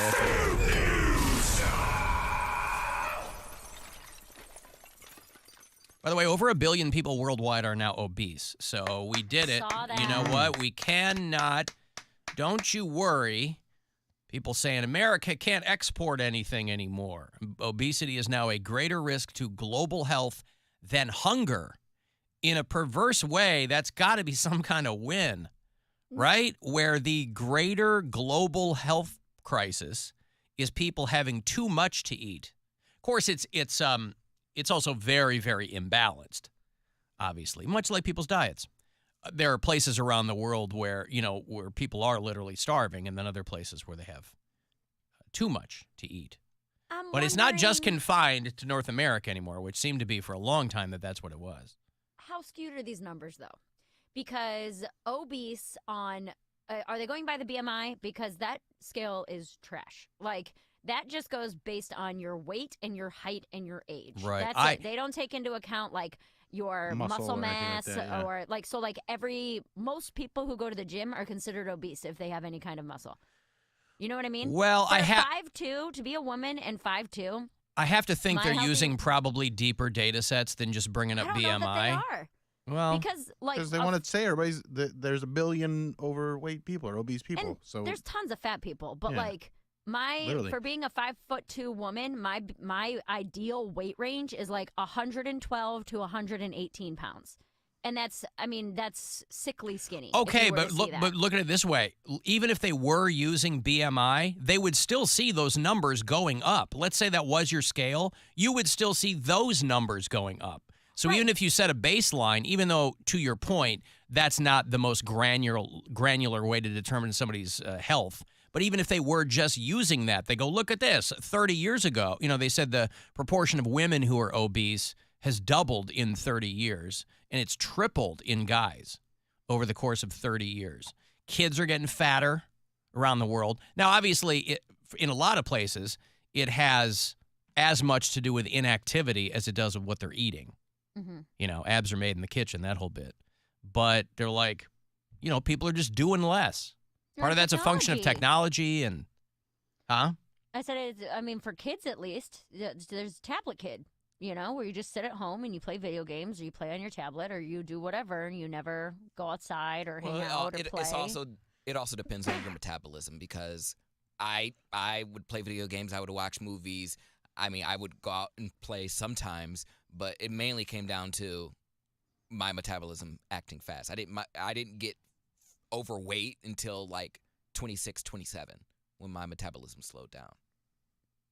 Well, yeah. If kids are running around, they can really offset stuff. But even kids that are running around, I was like a McDonald's kid though. Like I would eat McChickens every day for dinner, or Taco Bell. In college, I certainly wasn't eating right, like Chick-fil-A all the time. So I wasn't eating healthy at all. Your mom wasn't cooking. Sometimes, but like a lot of times it would be she has to work. Yeah. Here's $10. Go to McDonald's dollar menu and get some food. Yeah. And that's how it was. So I'd get like 3 McChickens and $2 fries, and we split the 10, and my brother would get 5. I would get 5. Wow. Wait, that was just for you? What? The McChickens and the fries? Yeah. Like, we used to live off $1. You would eat 3 McChickens and 2 fries. Maybe not all at once, but yeah, I could. Yeah, that would be my dinner. 3 McChickens and $2 fries. Back when the dollar menu was actually $1. Now they want to. Yeah. Now it's a value menu. Now you do it. It's $1.20. Why? You ain't giving me $20 or 20 cents worth of fries or salt, nothing. Why is it going up? Because they can. It don't cost nothing for them. Because they can. Fries are literally nothing. They got everybody used to paying more, and they're like, we're not going to drop these prices. We're making money hand over fist. I remember they got nothing to do with supply chain and nonsense anymore. They're making tons of money, and they're just now. That's why McDonald's is addressing it now, because they're just now starting to see people tap out. They're like, it's cheaper to cook at home, so thanks, but no thanks. But until that moment comes when they start to see that data dip, they will keep that machine running as long as they possibly can. No integrity. I remember back in the day. It's not about integrity. It's not integrity in business. It's their job to make money. I can remember back. You're not being forced to go eat there. I know, but I remember back in the day, if I said my fries were cold, they're like, all right, no problem. Like they would give me a large fry for free. Like, and they were like, keep those fries and you can have these. I'm like, oh my God, I got a whole thing. Like fries cost nothing. They're gonna buy the truckload. Well, they don't cost nothing, but clearly they cost more than they used to. Just like a soda. Like you charge like $3-4 for a large drink, and that drink you could get the same thing. Well, a lot of that came down to people cents. trying to just so many people complaining about their food and asking for it. So they're like, oh, we don't do that as much anymore. Like you really have to have something wrong because so many people would do that to try and do the old customer's always right, give me some free stuff thing. Yeah. And I was never that person, so I had integrity because I don't really complain, but it was just the fact that he doesn't really complain, Alan. I don't complain while when they give me the food. When I go there, I kind of like know what to expect. Like even when the stuff is wrong, I'd be like, I'm gonna eat it. Like I don't feel like waiting in line again to complain. I'm not gonna wait in line just to complain. Because I'll hear the person pull around, hang on 1 second. I'm like. See, now something's going to happen to my food because they didn't get the order right, I gotcha. Listen, I'm the guy that sits there and checks the bag as soon as they hand me something. I do, too. I go through the whole bag, make sure everything's good. Because I know if I don't, if I take them at their word, and 9 times out of 10, it's just fine. But the one time I don't look, that's when they will have screwed me. So I check every time. Keep waiting for Chick-fil-A to give me a reason to not go there, and every time they prove me right. Like it's just like, ugh, their customer service is so excellent. Well, yeah, that has superseded all of the anti-gay sentiment for you. So I can't imagine any other reason they would give you to not That's go what I'm there. saying. Like, how can you, with customer service like that? Yes, of course I'm going to sell out my own kind. Like, it's good customer service is hard to find. Yeah. Of course I'm going to sell out my own kind. That's right. For a chicken sandwich. Spicy but they put a pickle on it. And Chick-fil-A Oh, what a revolution in fast food technology. I'm going to break here. You want to go to that Stained show? They're doing MGM Northfield Park with Saint Sonia, which is just Mike Mushak's band anyway, so it's a bit of a cheat, but they got a couple other bands on the bill with them. Want to go see Stained? Aaron Lewis and the gang? They're going to do MGM Northfield Park. They're calling it the Tailgate Tour. Mid-May is when that's going to happen. We'll do that coming back. It's the Alan Cox Show. Everywhere on our free iHeartRadio app. Or whatever smart device you have. Just tell it to play the Alan Cox Show on iHeartRadio. Our 2024 iHeartRadio Music Award. Coming back to Fox on Monday, April 1st. Honoring the songs and artists you loved on iHeartRadio over the past year and giving you an exclusive first look at the biggest new songs coming in the summer of 24. That's right. Get ready to win your way there to see Justin Timberlake, Green Day,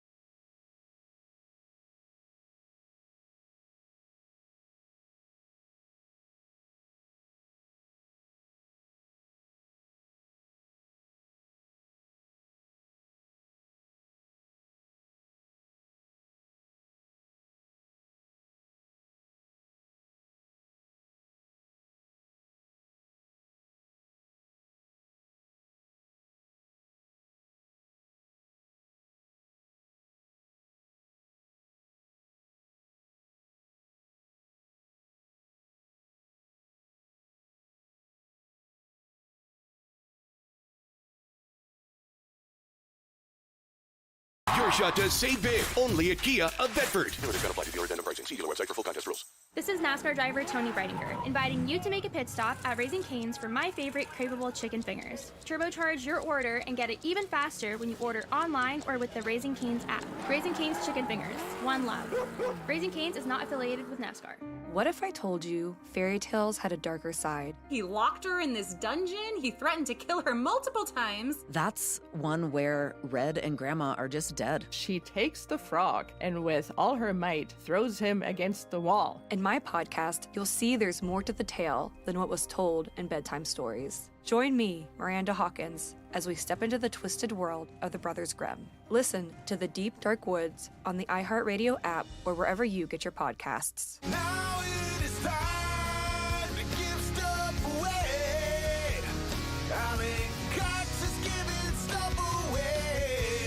All right, you want to go see Stained? They are going out headlining the Tailgate Tour with special guests Seether, Saint Asonia, and Tim Montana.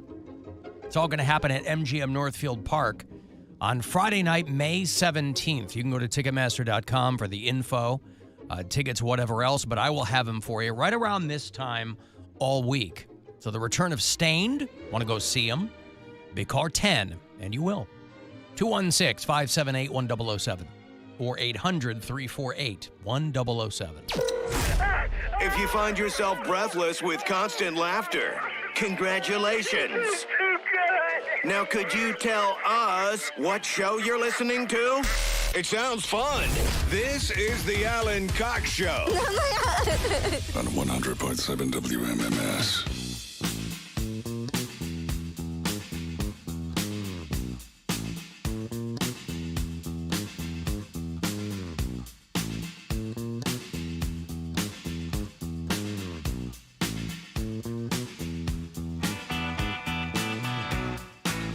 Does this song still have that Rush Limbaugh stink on it, do you think?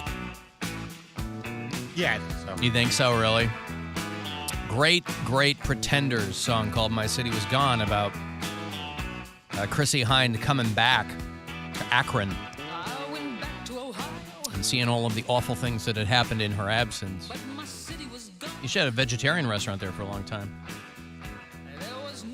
I'm not conflating that with something awful. I'm just saying she had it there for a while, but of course this was sullied for decades by one Rush Limbaugh because Chrissy Hynde's father was a fan of his, and so she had given him permission to use the song in a real sweet gesture for her own father, with whom I have to think she couldn't have disagreed more politically. But I thought of this song because they were talking about all the Ohio cities that are in the list of the unhappiest cities in the United States. And I don't know. Yeah, Cleveland's on there, and Akron, Toledo. I mean, you meet someone from Cleveland, I'll come at you from an outsider. Yeah, sure, I've been here for 14 years now, right? But I'm not a Northeast Ohio native. And anytime you meet someone in your travels from any of those cities, you meet someone from Cleveland or Toledo or Akron, and in my experience, they've been unfailingly polite. Now, I couldn't tell you, I don't ever recall meeting someone from Cleveland before I moved here. So it didn't stick in my mind, as a younger man. I don't remember going to school with anyone who was from Cleveland. But Cleveland, Toledo, and Akron rank very, very low on the happiest cities in the United States. And there are a lot of, it runs the gamut. There's divorce rates and people getting adequate sleep. Are people not getting enough sleep in Cleveland? Is that the implication? Probably not. There's probably a lot of people that have to work multiple jobs just to survive. There's probably people that are, they're struggling with substance abuse. So all those things factor into your happiness. And, it's weird because my experience is that I love Cleveland and I'm very happy. But my experience isn't what everybody else is going through. So it's like a bummer to hear this stuff because I'm like, I'm having a great time here. Right. Yeah, they ranked the 182 happiest cities in the United States, and Cleveland was second to last. Detroit, dead last.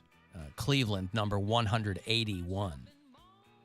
Now, that's just by the metrics that they used for this list. Not being able to sleep and well, I mean, I'm singling those out, but I mean, there's other ones. But that means we're getting beat by like Montgomery, Alabama, right? Alabama, it's the American Taliban running things down there. Birmingham and what? Don't they have like the lowest IQ in Alabama, or is that Missouri?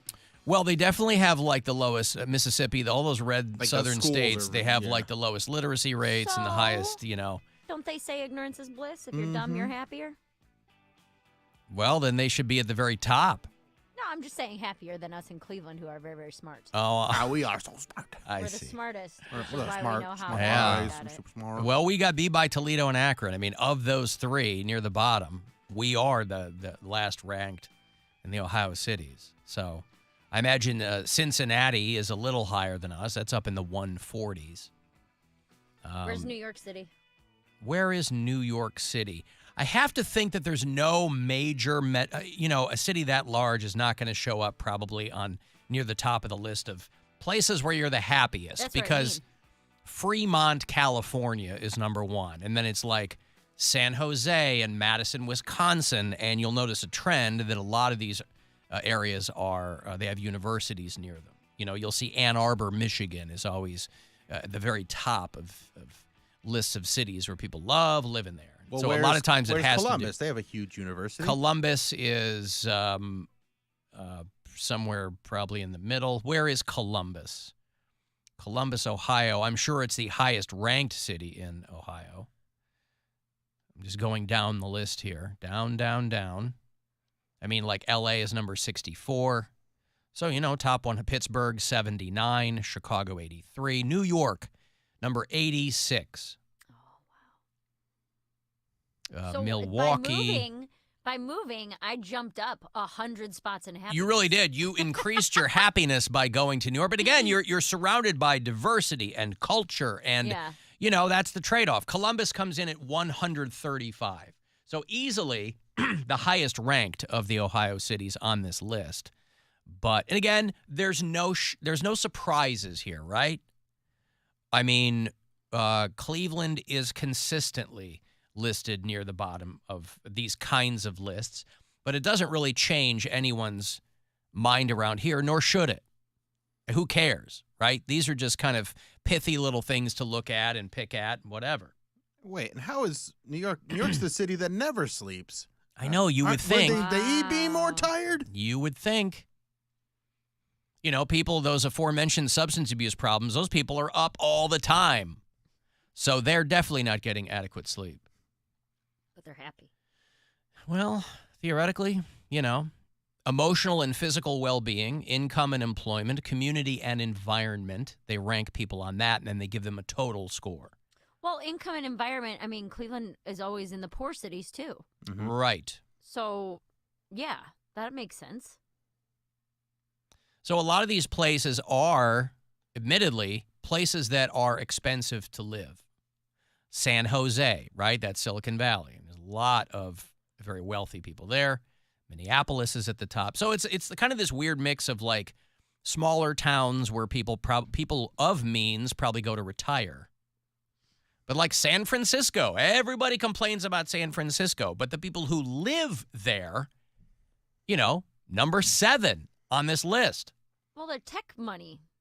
They're rich. Well, that's more San Jose. Not everybody in San Francisco is, yes, you're going to have probably higher median incomes there, but there's a lot of people in San Francisco who are grinding it out, but they love the city.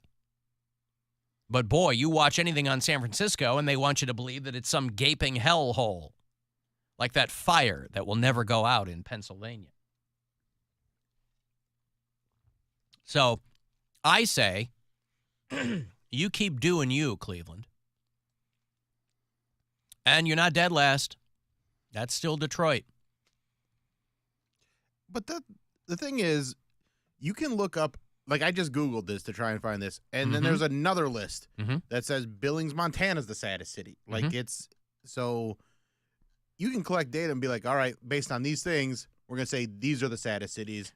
And then you could probably find another list where they'll be like, actually, Cleveland's one of the best cities to live in. Yeah, the happiest I mean, cities. it's just they go, here's what we use to figure this out. It's just putting data in, and what it spits out is how they do the list.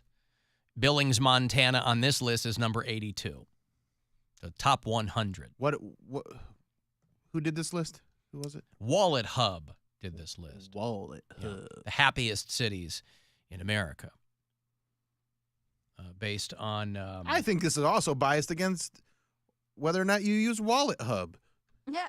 If you don't, they're like, oh. I don't even know what Wallet Hub is, I know, that's by what the I'm way. saying. Like, I don't use Wallet Hub. We don't use Wallet Hub, so Wallet Hub's like, screw Cleveland. They're sad. They don't Is use it a other- website? Is it an app? Is it... I don't know what it is. The best and worst places to retire. They've got that on there as well. Tampa's number 1. See, I would think that Cleveland would actually do pretty well on a list like that because that's usually skewed in favor of places that are just cheap. You know, it's less about quality of life, and it's more like, how far does your dollar go when it comes to retirement? And obviously the larger cities are going to do more poorly on that. Where is Cleveland on the best list of cities to retire? I keep going up the list.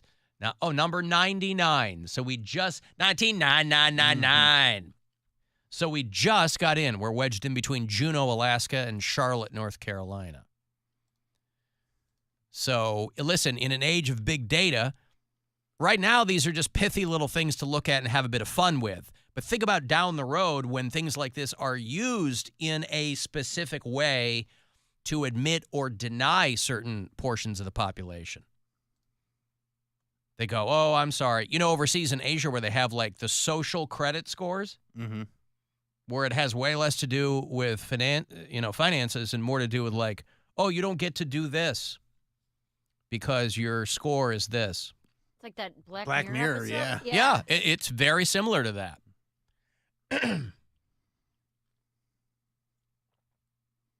So, yeah. Speaking of Toledo, by the way, a Toledo actress named Katie Holmes. Am I pronouncing that correctly? Katie Holmes? Never heard of her. She was married to someone named Thomas Maypother IV for a while. Katie Holmes, of course, one of Toledo's favorite daughters. You know, a handful of successful performers have come out of Toledo. For a long time, it was just Jamie Farr. But Katie Holmes is from there. There's a girl on that show, The Boys, that Amazon show, The Boys. They have a spinoff called Gen V, and there's a girl on there who's real cute. She's from Toledo. Her name escapes me. But anyway, Surrey Cruz, who was the kid that Tom Cruise and Katie Holmes had together, is turning 18 years old, which means Katie Holmes' child support payments are ending. And so she's putting herself out there. When you go on somebody's LinkedIn, it says ready to work or available to work. That's pretty much where Katie Holmes is now. I don't know that she's really put herself out there because she was raising her kid. You know, they make a lot of hay about the fact that there was very little connection between Surrey Cruz and Tom Cruise. Katie Holmes wanted to kind of get her out of the clutches of the whole Scientology thing. But she has been getting $400,000 a year from Tom Cruise for the better part of a decade. And that is coming to an end as Surrey Cruz will be turning 18 years old. And so she's out there and ready to work. They're facing an uncertain future. It's not like she's a regular single mom who doesn't know what she's going to do, right? I mean, first of all, it's not like her kid, as someone who paid child support and a lot of it for a long time, there's no way that Surrey Cruz needed $400,000 a year. Obviously, that was for the lawyers to decide.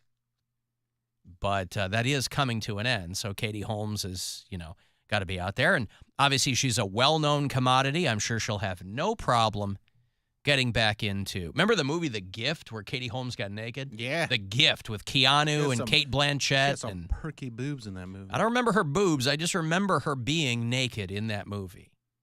But, I mean, she was very young in that movie too, right? That was 15, 20 years ago that movie came out. And Katie Holmes now is 45 years old. So she's back out there. That's a good movie. I like that movie. The Gift is a very underrated movie, I think. Not The Gift. There's another movie called The Gift with Jason Bateman and Joel Edgerton. That's a wild movie, too. I believe that's called The Gift. But I'm talking about the one down on the bayou with Keanu. Because Keanu played against type. He was an abusive husband. Oh. Right? Yeah. And Kate Blanchett and Katie Holmes. And it was a good movie. If you want to leave us messages, you always can. We get a lot of them over the weekend, of course. The After Hours line is available to you. It's 216-986-8903. Hey, you guys were talking about the Carradine family and specifically mentioned Robert by name, but you forgot his best role, probably his most famous role, the iconic role of Lizzie McGuire's dad. So, Poundcake, are you a real fan if you only know Hillary Duff and you don't know whatever her dad's name was in the show? That's how iconic it was. I at least knew he was in the show. No idea any of the other characters. Poundcake, we're disappointed. All of us. We expect more from you. Please do better next time. Study the Lizzie McGuire cast. I wouldn't say all of us are disappointed in you. I don't know anything about Lizzie McGuire, so I didn't know that Robert Carradine played her father. But I can't imagine that you would have committed the actors' names to memory either, Poundcake. No, I only know... You were a fan of the show, didn't mean you knew who the actors were. I only know the other bitch on the show who played her best friend. The other bitch. Her name was, in the show, she was Miranda, and her real name was Lelaine, because I thought that was like a weird name. Okay. But I don't know. I think she was like a one-name actress. Like Lelaine Vergara Paras was her full name. According to Poundcake, she should have been credited as that other bitch. Yeah. That's the only other person I know. Robert Carradine played Sam McGuire, Lizzie McGuire's father. Now, I never watched that show, but as a card-carrying 90s kid, that caller might have a point. You have disappointed him. We were talking about the Carradines last week, and Robert Carradine's been around so long that you'll have a generational touchstone. Mine was him in Revenge of the Nerds. I would have never known he was in Lizzie McGuire because I didn't watch that show. Yeah, right. That's the one that came. Lizzie McGuire gave birth to Ethan Kraft. So I don't know the words that are coming out of your mouth right now. I understand. But yeah, when I mentioned Ethan Kraft, like the super like coiffed guy that is like an athlete that all the girls want, that's who I'm talking about. Did they try to reboot Lizzie McGuire? She's all grown up now. Is that a thing? I think it might still be in the works. I think it just hasn't aired yet. Because I thought they did it on Hulu. Maybe, but like they're doing that with all the Disney shows because they did it with like That's So Raven. They had Raven's Home, so they made that a thing again. So they're trying to capitalize on all those kids getting older. Like nostalgia. But I don't think it's going to work because the kids don't know that it's nostalgia. They just think it's a new show, like just with these old people. So I have no idea. Well, I think they're trying to get the audience back and make it more mature. I thought they did it on Hulu and they made it more of an adult show. I mean, that's all Fuller House was, right? They were like, hey, remember us? Mm-hmm. Now we're all older, just like you. The Lizzie McGuire movie is so iconic. Like there's so many different memes I use for that. And yet you didn't know that Robert Carradine played her father. No, but I did post Hillary Duff on my Instagram this morning. That's Lizzie McGuire. In what capacity? She had like a pop career for a little bit, and her. Well, because all those Disney kids had to sing. Yeah, they sing, dance, and act, or like triple threats. So she had a singing career for a bit, and she just has like this cringeworthy performance on like Good Morning America, where it's like a robotic choreography. Like it's bad. And I said that's my Monday mood, but I still she had some hits, she had some bops. Your Monday mood was cringeworthy or the singing part? Hanging on for dear life. Like it's just her choreography. Like if you have to look at it to see.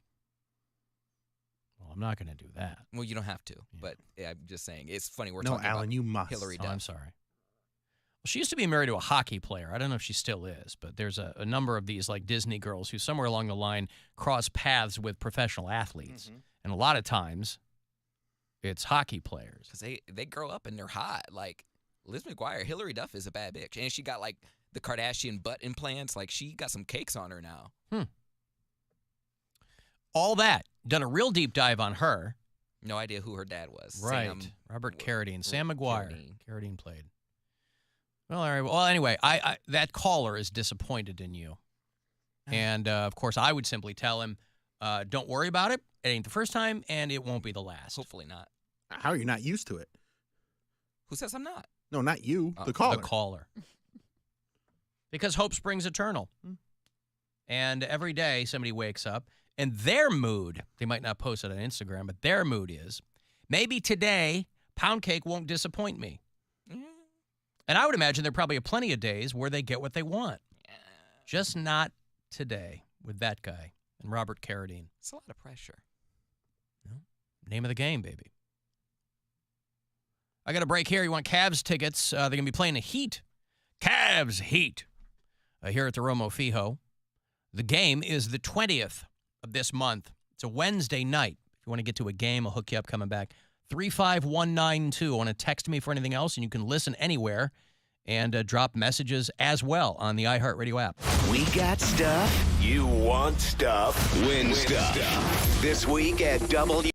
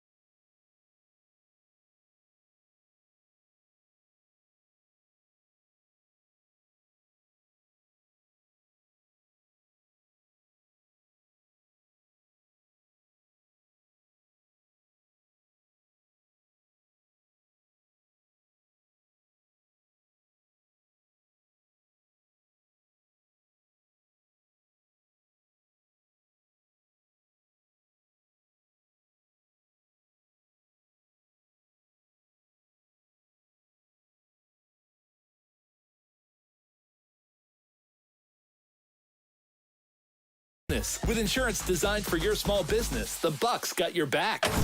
This is The Buzzard. From the Bath Authority Studios. 100.7 WMMS, Cleveland. Giving stuff away.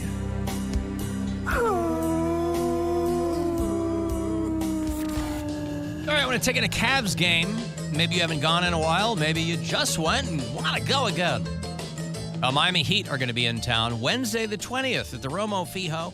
Cavs.com can always keep you up to date with what's going on as we get into the waning weeks of the regular season. Cavs Heat, Wednesday the 20th of this month. 2 tickets right now for caller 10. Good luck.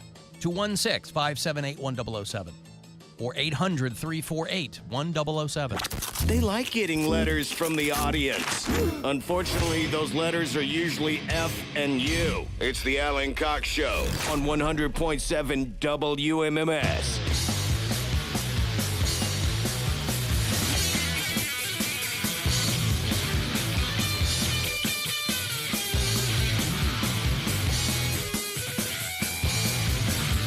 Oh, boy. 35192 if you want to send me a text. AlanCoxShow.com where the moving pictures will come in. And, of course, if you're listening on the iHeartRadio app, tell me where you are doing that. If it's out of state. Angela is one of our bureau chiefs in Nashville. Carrie listens in Richmond, Virginia. Rachel is in Milwaukee. Robin's one of our Canadian bureau chiefs. She listens in Toronto. Ray's over in Vancouver. And Mary Lynn is in Astoria, Queens. Although not right now, obviously. No, not right now. Midtown Manhattan. How was the funny stop, by the way? It was mostly good. It was kind of a weird weekend. There was a glitch in their ticketing system on Friday. So the Friday early show showed as sold out.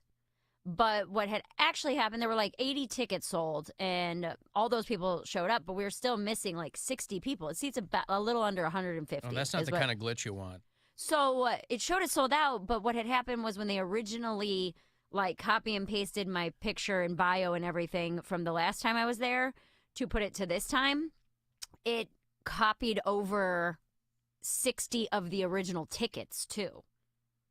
How does that happen? I have no idea, but that was the only show that wasn't actually fully sold out. The other 3 shows all sold out, but that one was registered as sold out. Like we couldn't sell any more tickets, but actually 60 of them were duplicates from last year. So some very weird kind of a computer glitch happened there. And not in a situation where you could last minute sell a bunch of tickets because it's too late and right. Yeah. Because we were like, it was like the early show started at 7:30. It was like 7:45, and the room is half empty. And we're like, where are these 60 people? That's a lot of people to be missing. And then Nadal, the owner, she did some digging, and she was like, oh, all these sales are from August. And August was the week I was there last year. So it like somehow duplicated half the sales from August. So that was the only show that wasn't completely packed. And then Friday late show was super good. Saturday late show was super good. Saturday early show, we had a very interesting show. There was a table of women up front, 5 women. One woman knew me she's a listener. She's one of our customers. And she brought 4 women with her to celebrate a friend's birthday. So they were celebrating a 30th birthday, 5 women. And they were a problem from the start. Like they were right up front. They were right up front. And they drunk. were talking. They weren't even that drunk, I don't think. They were really excited and very loud and talking, and like they were trying to interact with the feature act. But he is not a crowd work comic at all. He's like his thing. He's kind of awkward, and he's like autistic, and he has like written jokes, and that doesn't really deviate, right? So like they were tripping him up pretty bad, and he acknowledged it like probably 5 or 6 times where he's like, I don't know how to handle this. Like, please stop talking to me. And they didn't, and they just want to be a part of it, whatever. So I go up and I acknowledge them immediately because I was like, maybe if I talk to them for a few minutes, this will stop. And so I was like, why would you guys do that to Carter? He's such a sweet boy. He's never seen this much cleavage before. And I'm like making jokes like that. Like 5 hot women, of course you're going to trip this guy up. Half his, set was about being sexually awkward. Like, so I'm like, and I'm playing with them and I'm talking to them about their birthday and we're talking about being drunk girls. And it was good. It was like great. The whole crowd was into it. They were really into it. And I probably spent, I'd say 5 minutes messing around with them up front. To get it out of the way. And then I started to go into material, and they were still talking. So I made it through That's 2 or 3 a gamble. jokes. Yeah. I made it through 2 or 3 jokes, and I go, hey, guys, listen, you have to stop talking. You have to. I'm sorry. We played around. You already tripped up the feature act. Please, you've got to be quiet. And when I said that, there's another 150 people in the room that the want rest of the show. audience applauded. Yeah, the rest of the audience applauded. Hey, be quiet. You guys have been interrupting this entire time. And so I did, a couple more jokes. And then I asked them, I was like, hey, do you guys mind if I try some new material? The whole audience. Because being out here in New York, I've pretty much only done my best stuff because I'm either brand new at the club or I'm auditioning. So, I can't really be trying new stuff out You got to here. murder every time. Right. So I asked if I said, and sold out crowds of radio listeners, I'm sure they're going to be down for it, right? So I tried this new joke, and admittedly, it's not done yet. It is a new joke, okay? So I kind of talk about getting pap smears done and having a regular pap smears myself. Yeah. And just kind of funny. It's an interaction I had with my MAGA brother. So it is a controversial topic. And it's a talk about how he and I traded where he was going to come to a Planned Parenthood with me to get routine procedures done, like pap smears. He wouldn't be in the room for it, but to see that abortions aren't all they do. And in turn, I would go to a Trump rally with him. That's the premise of the joke, is that we're both trying different things and yada, yada. But as soon as I started talking about Planned Parenthood, 2 of the women in that group got super pissed, real mad. And I'm trying to do the joke and I'm talking about pap smears. And I said the quote, which I've been told is inaccurate, that abortions are only 3% of what Planned Parenthood does. And the one woman was like, no, actually, it's a lot more than that. It's a lot more than that. And so she starts to get really mad at me. And I was like, okay, relax. You don't have to go there. This joke is not about me forcing people to go to Planned Parenthood. I'm trying to explain to my MAGA brother that I get health care there. That's the whole premise, right? And so then I'm like, it's got nothing to do with it. You don't have to go there. That's not what I'm saying. And then the other woman was pregnant. And her friend was like, show up, stand up, show her that you're pregnant. Why don't you stand up and show her that you're pregnant? And I was like, being pregnant has nothing to do with a cancer screening. A pap smear is a cancer screening. And I did this whole really funny bit where I ask men if they know what a pap smear is. And none of them do. So then it leans into why can men vote on our bodies? And then into the conversation between me and my brother. No dudes know what pap smears are? I will tell you, I ask 4 or 5 guys every show before I get a correct answer. Every single time that I've done this joke, that it is not off the bat. I've probably done this joke over the last couple months, maybe 5 or 6 times. And I have never had a man get it right on the first try. So, but that's the whole point. It's a bigger joke. It's a heavy topic. I understand that. It is newer. So stand alone. It's not super funny yet. But if I don't try it on stage, it's not going to get funny. Anyway, these 2 ladies hated it real bad. And so the one woman's like, yeah, Why I'm were pregnant. they there? Well, they came with the other woman. So the one woman was a listener, customer, huge fan, took a picture with me before the show even started. She brought her 4 friends to celebrate for the birthday. She got crappy friends. No, well, they didn't know. They didn't come to see me. Right. You know what I mean? And Yeah, it's a new joke. but it's still, they don't have to ruin the show for everybody else. Well, though. and that's the thing. They were a problem before they didn't like this joke. Right. The whole table was loud. Before this joke even happened, they were disruptive.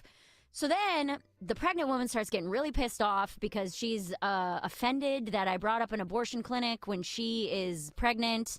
And I couldn't really figure out why they were so mad. And so, I tried to move on to other material, but they made it, super uncomfortable in the room. And I, again, the material's new, so I kind of just had to pivot. I had to abandon it. Much like an abortion. I had to abandon it. Yeah, there it is. And move on to something else.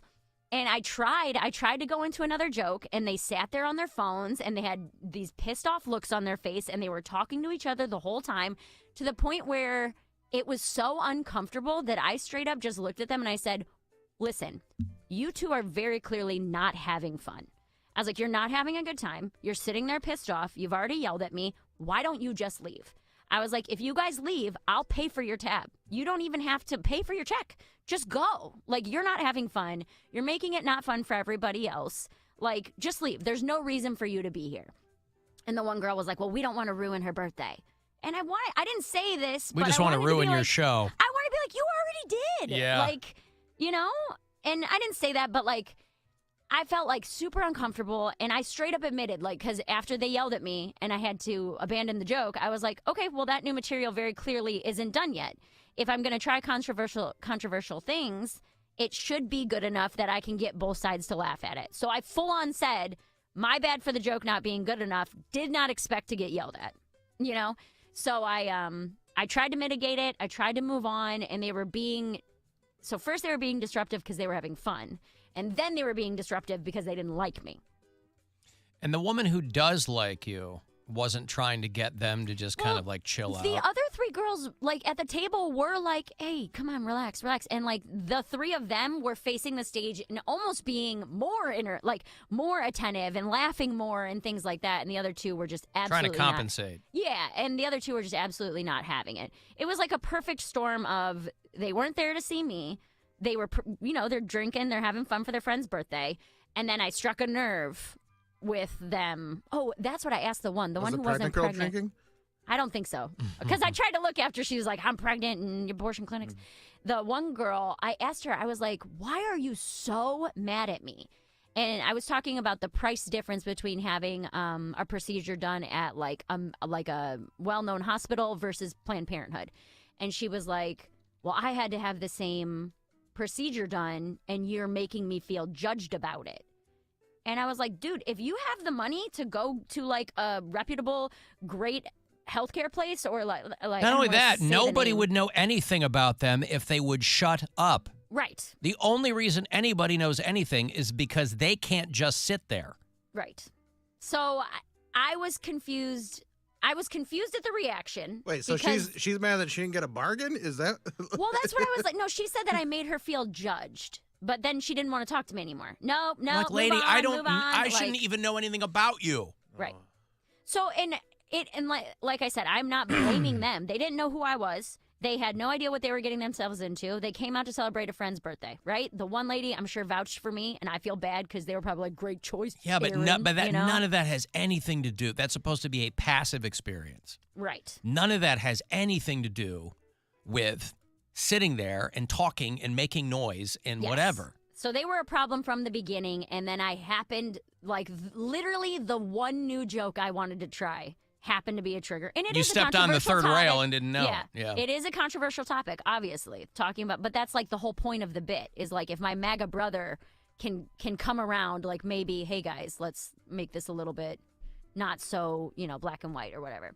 But so that show wasn't great. And I was really embarrassed because I had kind of an emotional day on Saturday anyway.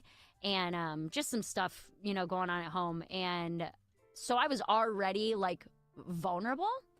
And I had cried on the way to my shows. So then when this was happening and I told them I would pick up their tab if they just left, like my voice started shaking.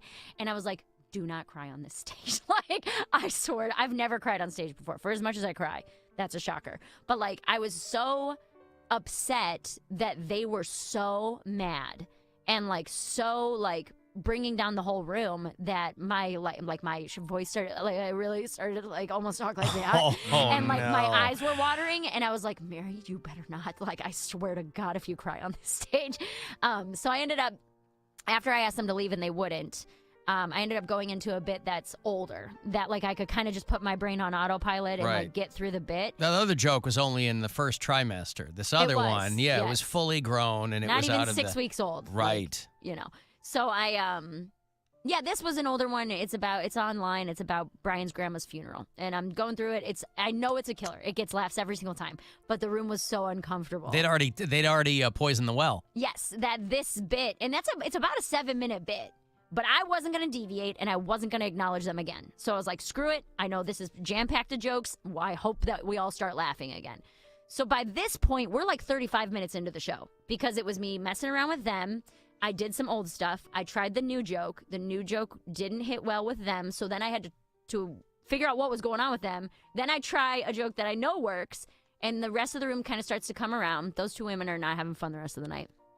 And then I end up doing my merch pitch, and in the middle of my merch pitch, some dude yelled something out, so then I had a bit of like really fun crowd work that I was doing. And so the room kind of came back on the crowd work, and then I closed really strong. So like I got the show back by the end of it, but it was not a comfortable experience. It's not ideal. No, I don't think for anybody. Like those two women left hating me.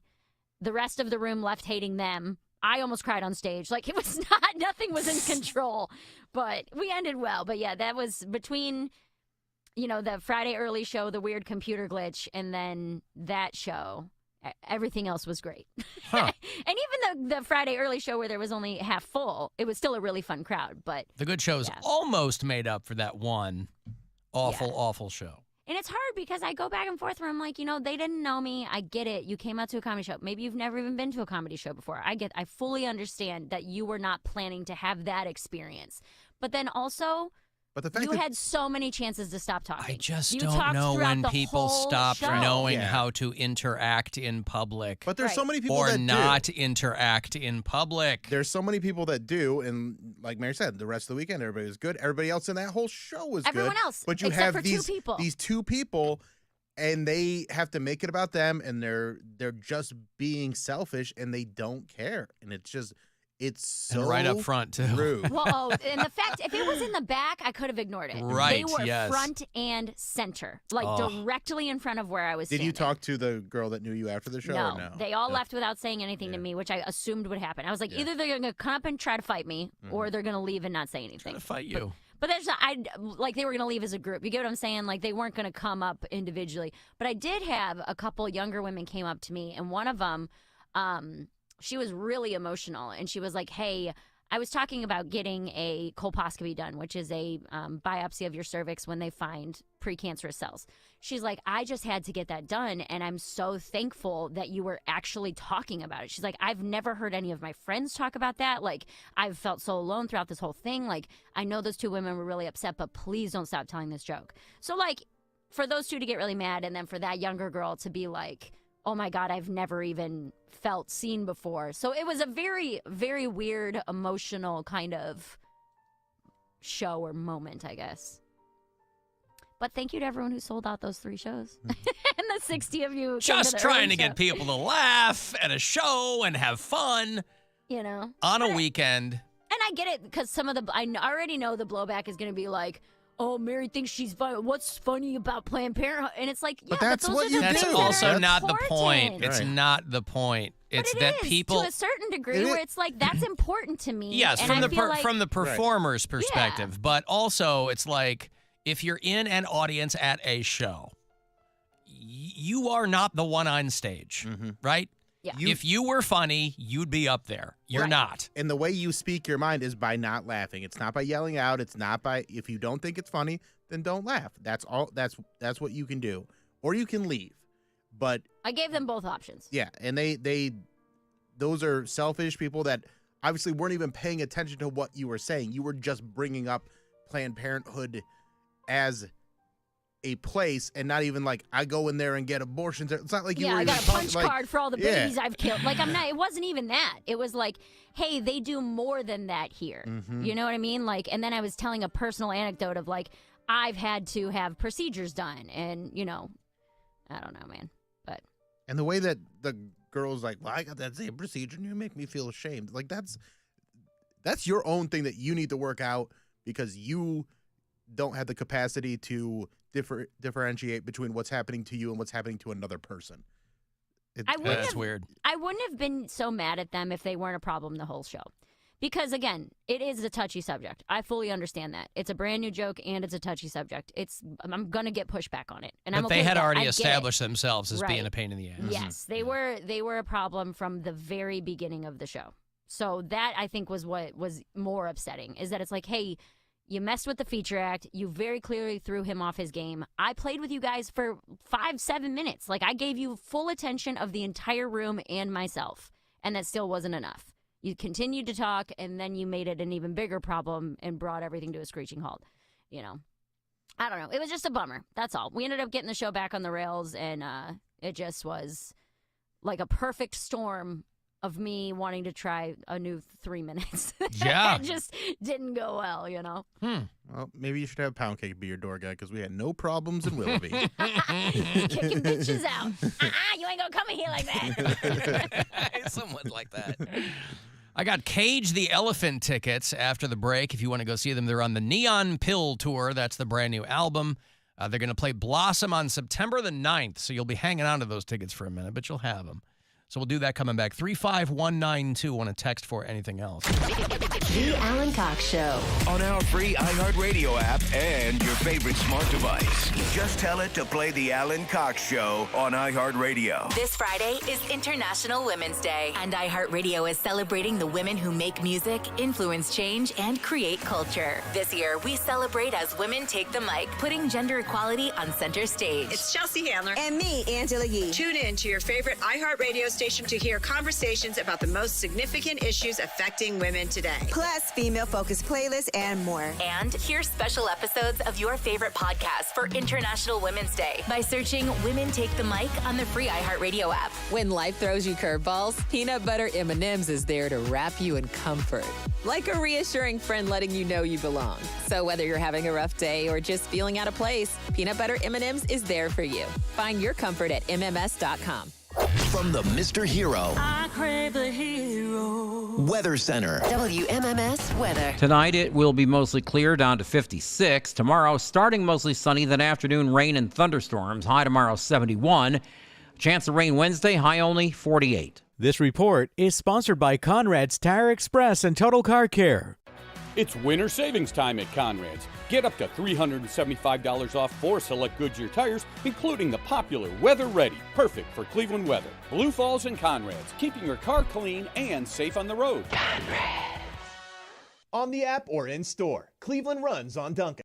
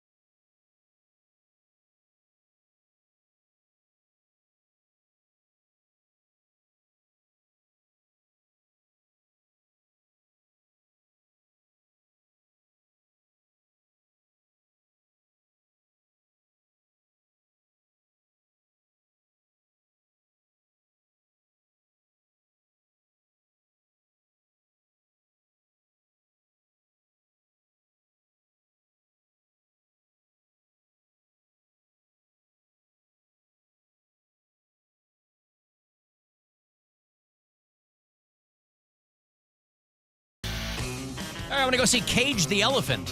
They are going back on the road on the Neon Pill Tour. That's the brand new album. They're taking Young the Giant and Bakar with them out. I think he's an L.A. singer. Does good work. All of them play in Blossom on Monday night, September the 9th. The tickets are on sale. The info is at livenation.com. If you like Cage the Elephant or Young the Giant or Bakar, ooh, Car 10, these will be yours. Good luck. 216-578-1007 or 800-348-1007. Clevelanders are damn proud of their city. Cleveland!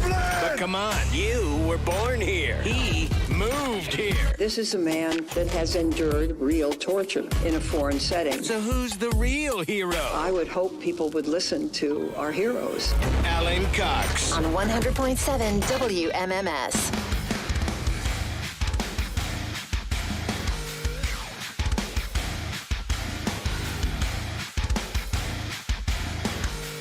$35192. Want to shoot me a text.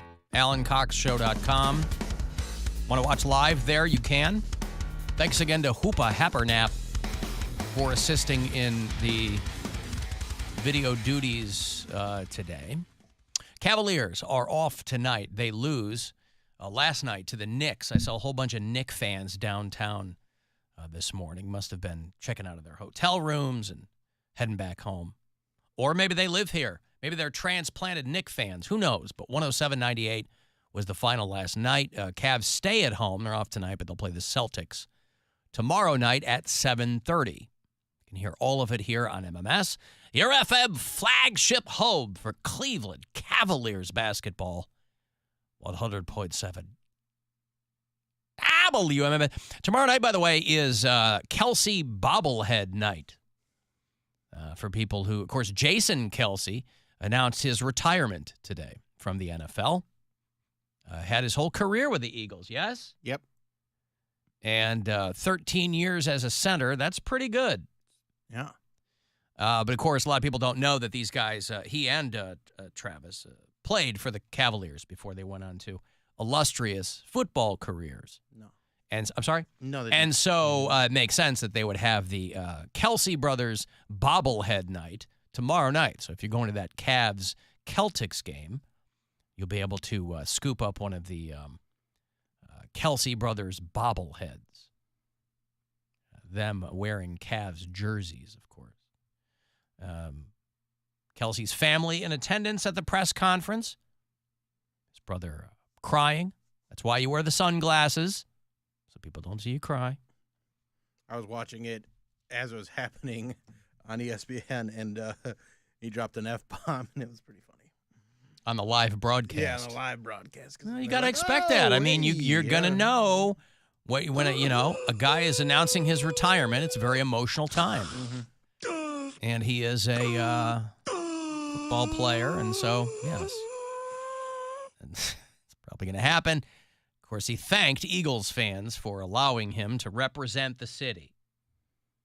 And what do you do after this? They both played at Cincinnati, yeah? They played at Cincinnati from Cleveland Heights. And what? They got the... Those guys are from here? They got the podcast. He's going to have probably some sort of broadcasting career, I imagine. Jason Kelce will. I think so. Okay. Or, he can just... He's made enough money, and also that podcast that they do together is very popular, too. So he can do whatever he wants. He's the older of the two? Yeah. Okay. He's got a Super Bowl ring. Mm-hmm. And that he earned. He didn't just buy it. Yeah. Yeah, he did earn it. More breaking news. Man, hold on. Alan Cox Show! Exclusive news update! Russell Wilson has just been released by the Broncos. Huh. What did he do? Not much, apparently. Yeah, he didn't play football well. So not enough for them. They're going to have to... I don't know how that's going to work with his contract and stuff because he's got a massive contract. Well, I guess they're going to pay him out. Yeah. He'll just be hanging at home with Sierra and doing whatever he's got to do. Yeah, he's guaranteed $37 million. Maybe he'll retire. And the Broncos are still on the hook for $85 million in dead money.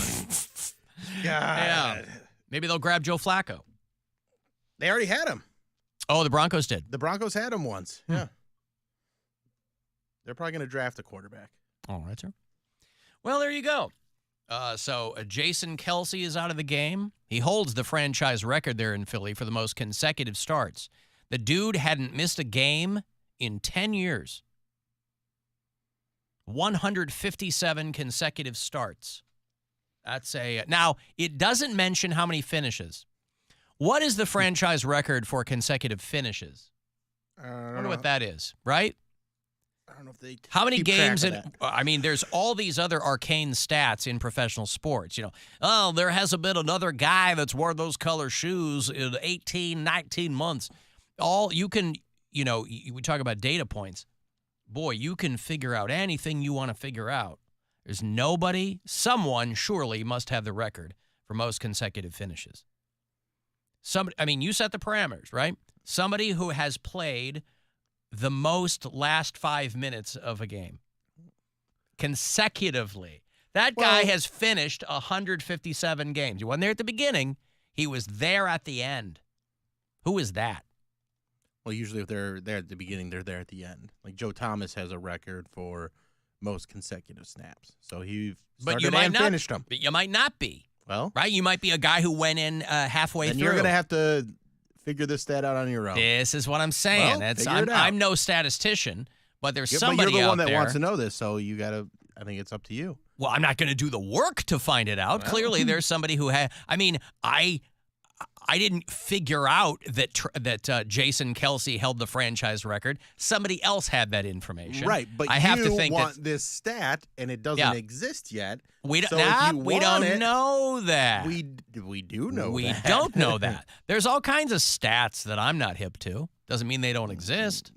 Well, there's no... A lot of things out there I don't know. Paying attention to this one, I can tell you that much. Well, you might be right. But there it is. Hey, Dean, hello.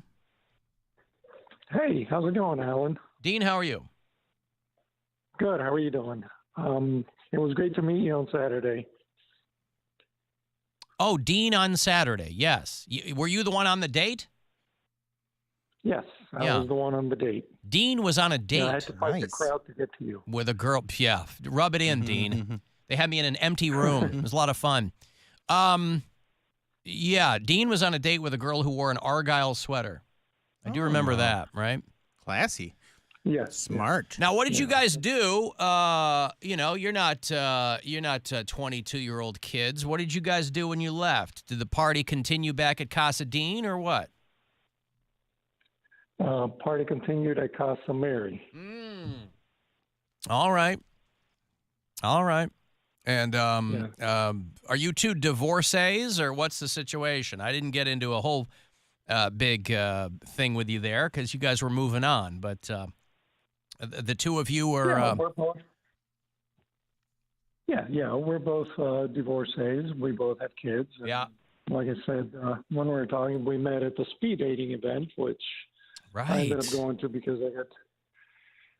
online dating can be brutal, and you get all these scams going on and everything, and it gets old. And so we tried that, and we met there, and let's went out and had a good time. I would imagine, Dean, that speed dating is probably one of those things where you probably don't have a giant group to pull from as far as what you click with, right? You probably click with one or two people. You're like, you don't strike me as a psycho, so let's see if this works, right? It's not like you have to sit there and go, oh, man, do I like this one or that one or this one? You probably end up with one or two that you're like, okay, possibly, and then you kind of mentally flip a coin, right? How much speed do you do?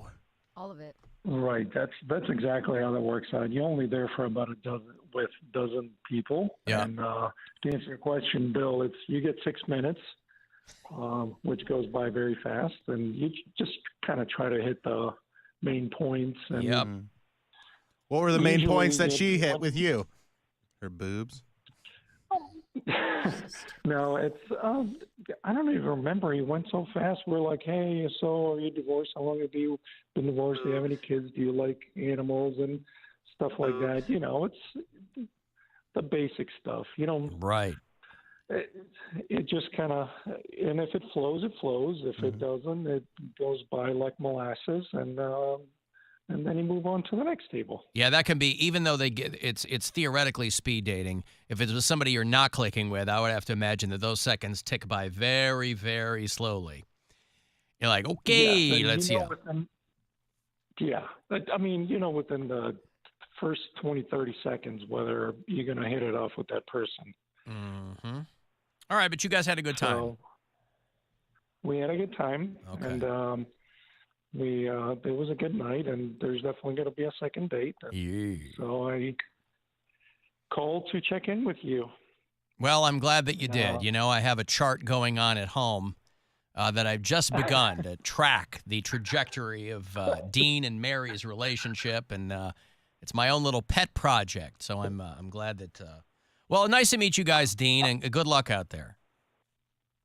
Thank you. It was great to meet you, Alan. All right, you too. All Hate right. the show. See you guys later. Thank Bye. you, sir. There's Dean. Met him on Saturday night there at the Brew Garden. Greg and Corey had come out, had a nice conversation with them. And what? Who? No, I was 2 months after I got my wedding called off in like 2017. My sisters and my cousin and I all went speed dating, and I had never been before. But this one was it was vodka soda speed dating. Oh, so there was, listen to this. There was no timer. Your drink was your timer. So based on how quickly. The vodka sodas cost $1, all right? There was a $10 cover for men, and it was free for women. But the vodka sodas, these cost $1. And so depending on how quickly you drank your drink was how you would move on. So, like, if you sat down and you didn't like someone, you would chug your vodka soda, and then you'd get up to go get another one. Because you're like, oh, my drink's empty. Sorry, I got to go. Or if you were, like, really hitting it off with somebody, you would sit there and kind of, like, enjoy your drink. You'd and, sip like, seductively. By the 10th one. Talk to one another. And I thought it was a funny concept, but it was cool. Like, I mean, there were very clearly people there who were like, I want to do this for $1 vodka sodas. And I was too heartbroken to actually try to find someone to match with, But my sisters each left with like a number or two, because they were like sitting and talking to the same guy for a couple minutes, like, oh, he was cute, blah, blah. But there was such a lot. There was maybe 20 men, and the men stayed seated. And then the women would get up to go get their other drink, and there was a huge long line of women, because you'd have to, once you finish your drink, you'd have to go back to the end of the line. And then they would pour you another drink once you got back to the front of the line. Does that make sense? Yeah. Yes. So you couldn't just be like chugging vodka sodas for $1. It was almost like the vodka soda was your entry into the speed dating part. And then you'd go sit with someone and see how well you got along. But that's the only time I've ever done any type of speed dating. I've never done any speed dating. We were hammered when we left. Oh, I'm sure. I believe it. She slept in the tub that night. Like, that was a very, very drunk occasion. Sorry, Cody, go ahead. Nothing. I was just gonna say I've never done speed dating. Like, out of all the it's kind of cool. I think it's kind of fun. It's kind of what bars are supposed to be, except people don't talk to each other that much. So it kind of forces everybody to socialize. So even if you don't make a match, you can at least say, like, oh, at least talk to some more people and met some people and had that experience. There was one guy who had him he looked just like Pitbull. He was bald, he had sunglasses on inside, and he was wearing a fur coat. And we were all like, what is this Pitbull? Mr. Citywide. Yeah. Like, where is he think he is? Fireball. He had a rotating door of women. I don't think he sat with anybody for more than a couple minutes at a time. There you go. I got a letter from Darnell. So, silver lining, we know Darnell's not dead, but I mentioned at the top of the show that we found out that Jenna has died, who was a regular caller to this program. She was part of a band there in Youngstown called the Feral Cats. And we found out that Jenna has passed away. I guess she had a brain tumor, is what Darnell says. Darnell is very close to her. She was 36 years old. You know, it's hard to tell how old or young people are. We never, maybe I asked her that at some point. I don't remember. I don't know that I would have presumed to ask her that. But Darnell sent me Darnell dictates his communications with me, and so he wrote me a letter to tell me that Jenna had passed away. And that obviously he's very sad, but he wanted to let me know. And I was just like, well, I'm glad you're okay, because obviously, he's like, I still listen all the time. I don't communicate with the show as much as I would, previously. It's good to know that he's okay and he's fine. Yeah, that's right. He's doing well. Again, we have no connective tissue with a lot of these people, so when somebody does pass away, we have no way of knowing. We don't have a running emergency contact list with people. But Darnell says he's doing fine. He's still working on lyrics for a variety of songs he's working on. He's put a gospel song together. Of course, but he and Jenna were tight. They're both. The Feral Cats was a group of people, with a variety of physical disabilities, and they would go out and play shows. And their Facebook page had changed their profile picture to Jenna's picture, and they were all a listener got me hit to this right before the show started today that she had passed away. So, again, silver lining, I'm glad Darnell is okay. Sad for him, sad for her family. But Darnell, of course, number 25 on the Alan Cox Show blacklist. He's an early adopter. But anyway, he was writing to let me know, and we already had that information, of course, but I'm glad to hear that he's doing all right. Well, we just kind of touched on it briefly before the last break, but how did Poundcake working your door go? He worked the door at your comedy show? Yeah, he did a fantastic job in Willoughby at Garage Bar. Had a great crowd. He did a great job of checking people in. And now, what were his duties? He would see their name on the list and say, yes, you're supposed to be here. He learned something about the app that I use that I didn't even know about. So you could just swipe to check people in as it went. But yeah, I poke and prod and figure out things. Yeah. You tell him what you did.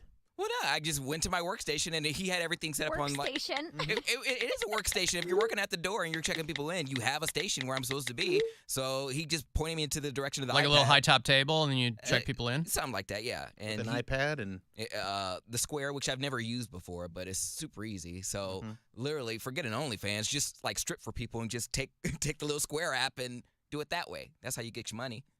But at any rate, it was fine.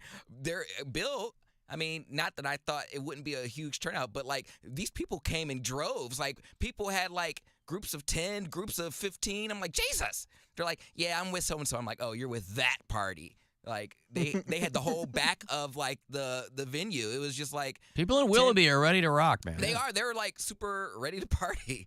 And the people that run Garage Bar did a great job. They had everything set up. They just such a fun night because, I mean, doing anything at a bar, things can go one way or another. But that's why I love Garage Bars because they take care of me and like took care of I must have been. everything. They did such a good job. And I bought a bunch of new stuff to do. Like I put up I got a curtain that I bring on the road with me for when I do shows at bars like that. And I got a new spotlight, and that stuff all worked well. And the do you crowd come was out awesome. from behind the curtain? No, there was a green room. Green room, darling. Well, it's a storage closet, but they set it up like your green room. It's big enough to be a green room. It was nice. No, it's got like a bench and chairs. But the curtain is just for a backdrop? Yeah, just for a backdrop, so you're not standing in front of dartboards. Right. But it was is great. it a curtain that looks like a brick wall? No, it's just black curtain. Yeah. But the crowd was great. Had so much fun. God, I haven't been. All the comics did well. It was a good time. And then I did my reverse crowd work show last night, Hilarities. Mary asked a great question on that. Had a lot of fun with that. What was Mary's question? She did F, Marry, Kill with I-71, I-90, and 480. She asked that of you as you were on stage. As I was on stage. We sent in a video. Yeah. And he played it at Hilarities. That was my. Let's see what you can do. I had Mary do a question. I had Kyle Kinane do a question.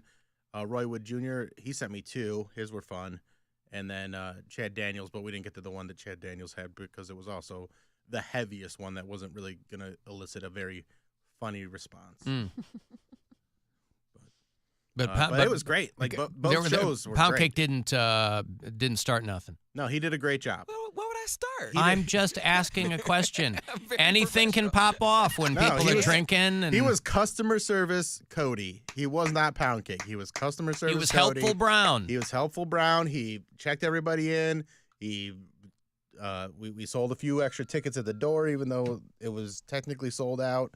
We made some room for. I mean, people. you did pay him to do that, Yeah. so we can't pat him on the back for doing what you asked him to do. I gave him extra money because he did such a good job and stayed a little bit longer than I originally said. And people got a 2-for-1 at that show. They got to meet Poundcake. Mm-hmm. Yeah, people were telling me how cute I look and how skinny I was. I was like, oh. What were you wearing? Just a 216 shirt from Cleveland Clothing Company. Yeah. Mm-hmm. So, all right. Yeah. No, you did a great job. Thank you. Appreciate it. Because, like I said, it wasn't. It's not the hardest job, but everybody comes in at once. It can be So overwhelming. It's It a was lot like of the run. Yeah, it was like the stampede. the pace of it is insane. The running of the bulls. Is that what they call it? Mhm. Oh, thank you. And then there were plenty of people that showed up at the door like, oh, we didn't know we had to get tickets in advance, and we were able to make that all work. So it was a lot of fun. And yeah, no one talked through the sets. They were all. Your opener was really funny. Oh, great What was his name? So there's Zach Welch. Zach Welch. That's who I stayed and watched for. Okay, yeah, he's a very funny guy. He did one joke that just it hit so hard it almost derailed the rest of his set because they liked that joke so much. And it was he was pretty funny. him, and then He must have been cute though if Poundcake was paying attention to him. He was okay. Yeah. Mm-hmm. He Okay. was good looking, but he's newly single. Is he gay? Yeah, he is gay. Yeah. gay as hell. Very gay. Super duper gay. You know, it's I would love to get sucked the up. stories he tells me, I'm like, oh boy, I thought I was pushing boundaries with Poundcake, but then I hear Zach's stories. I already know he's not my type because if he didn't pursue me, then that's not my type. Oh boy. He wants him to push in his boundary. People are like, did you talk to him? I would love to get sucked up. Why? Like, Well, said you he was were cute. working and he was working, so there wasn't a lot of time for you guys to really converse with each other. People make time if they really were on it. Why didn't you make time for him? He didn't make time. He was for on me. stage. This guy. Why not after? Why didn't you talk to him after? I didn't stay the whole time. Poundcake left. Oh, he did. Yeah, he didn't stay. Let me watch you poop. I'm just saying. I know my type because my type wouldn't allow me to not be his type. Like he would pursue me. Maybe you need a different type. Maybe you need to start pursuing other people. I can control what gets Yeah, me why all horned up. Why are you waiting for other people to do things? Why don't you just take the reins? Why don't you control your own destiny, Poundcake? You're the captain of your own ship. But when it comes to a partner, I like certain things. Oh, boy. I've got to take a break. If you want to send a text, 35192, AlanCoxShow.com for everything else. The Alan Cox Show on 100.7 WMMS. And everywhere you go on our free iHeartRadio app. Rover's Morning Glory. Jeffrey, if you had gone to college, what fraternity would you have joined? I don't know, probably something that's like into aeronautics and stuff like that, because I'm into airplanes and aviation history and stuff. What's the airplane fanatic fraternity? The crux of what I'm trying to say is I know for a fact I'm not fraternity material. Crappa Delta? Okay, Doogie. How about 5 4 5? For you. That'd be a great sporty for you. Rover's Morning Glory. Weekdays on 100.7 WMMS and 24/7 on our free iHeartRadio app. Your afternoon drive is brought to you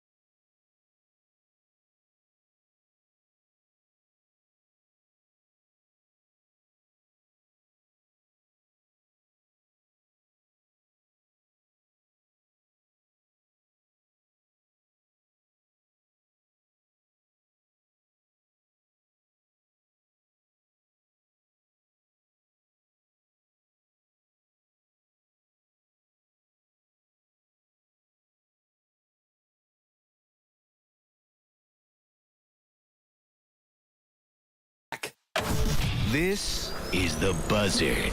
From the Bath Authority Studios. The Buzzard. The home of the Buzzard. The Buzzard. This is 100.7 WMMS. Cleveland. Call the Alan Cox Show. The Buzzard. The Buzzard. Alan Cox Show on The Buzzard. 216-578-1007 or 1-800-348-1007.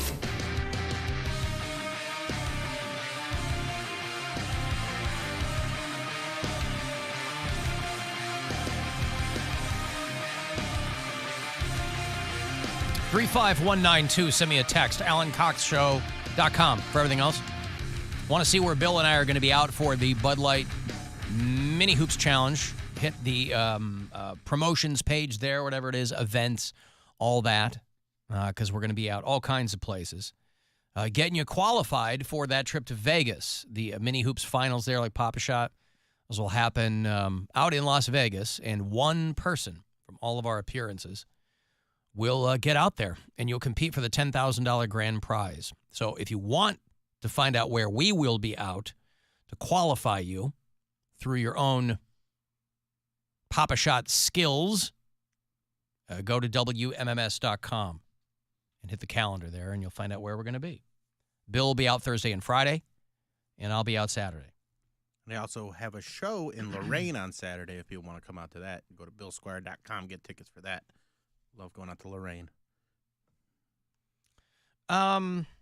Okay, so do you want to dig into the stairwell farts here? Are these offerings that these are, let's do it. I mean, they're not gonna they're not the new ones. They're not as good as the old one. But I gave you something. And there were so many. I farted so much this weekend. Because you were trying. He was really trying. And then these ones are the ones that I was near the stairwell. So, like, anytime I had to fart over the weekend, when I was home, I go to the stairwell. You'd run out into and these the are my best two. I had one that was so close to being, but it got out in the hallway, not the stairwell. You couldn't even hold it in. It was just ready to go. Yeah, because this is the one that he's trying to beat. This is a couple years old. Bill's stairwell fart is pretty tough to beat. That one was pretty good. Neither of these are going to replace that. All right. Ew, that sounds so wet. Well, the acoustics, I mean, the acoustics that's why we're out there so doing good it. in that stairwell, though. I mean, you want to hear that one again? Yeah. Mm-hmm.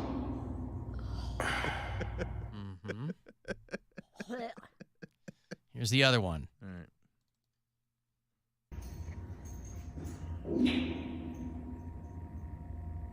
That one kind of feels like it had a silencer on it almost. Yeah, like I said, that one was like kind of a big bubbly one. They weren't getting where I wanted them to be. So I don't think these are going to be.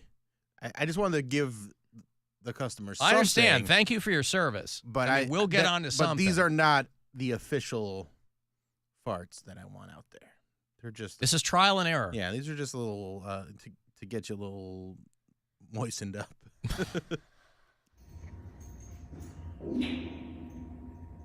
That one is just strange. It's really weird. Bloip. I don't even know. Do it again. What that. What is that? Break? I mean, if you were playing Guess My Fart with someone, they would never win. They would never with guess that one. They'd No, never no one's win. guessing that one.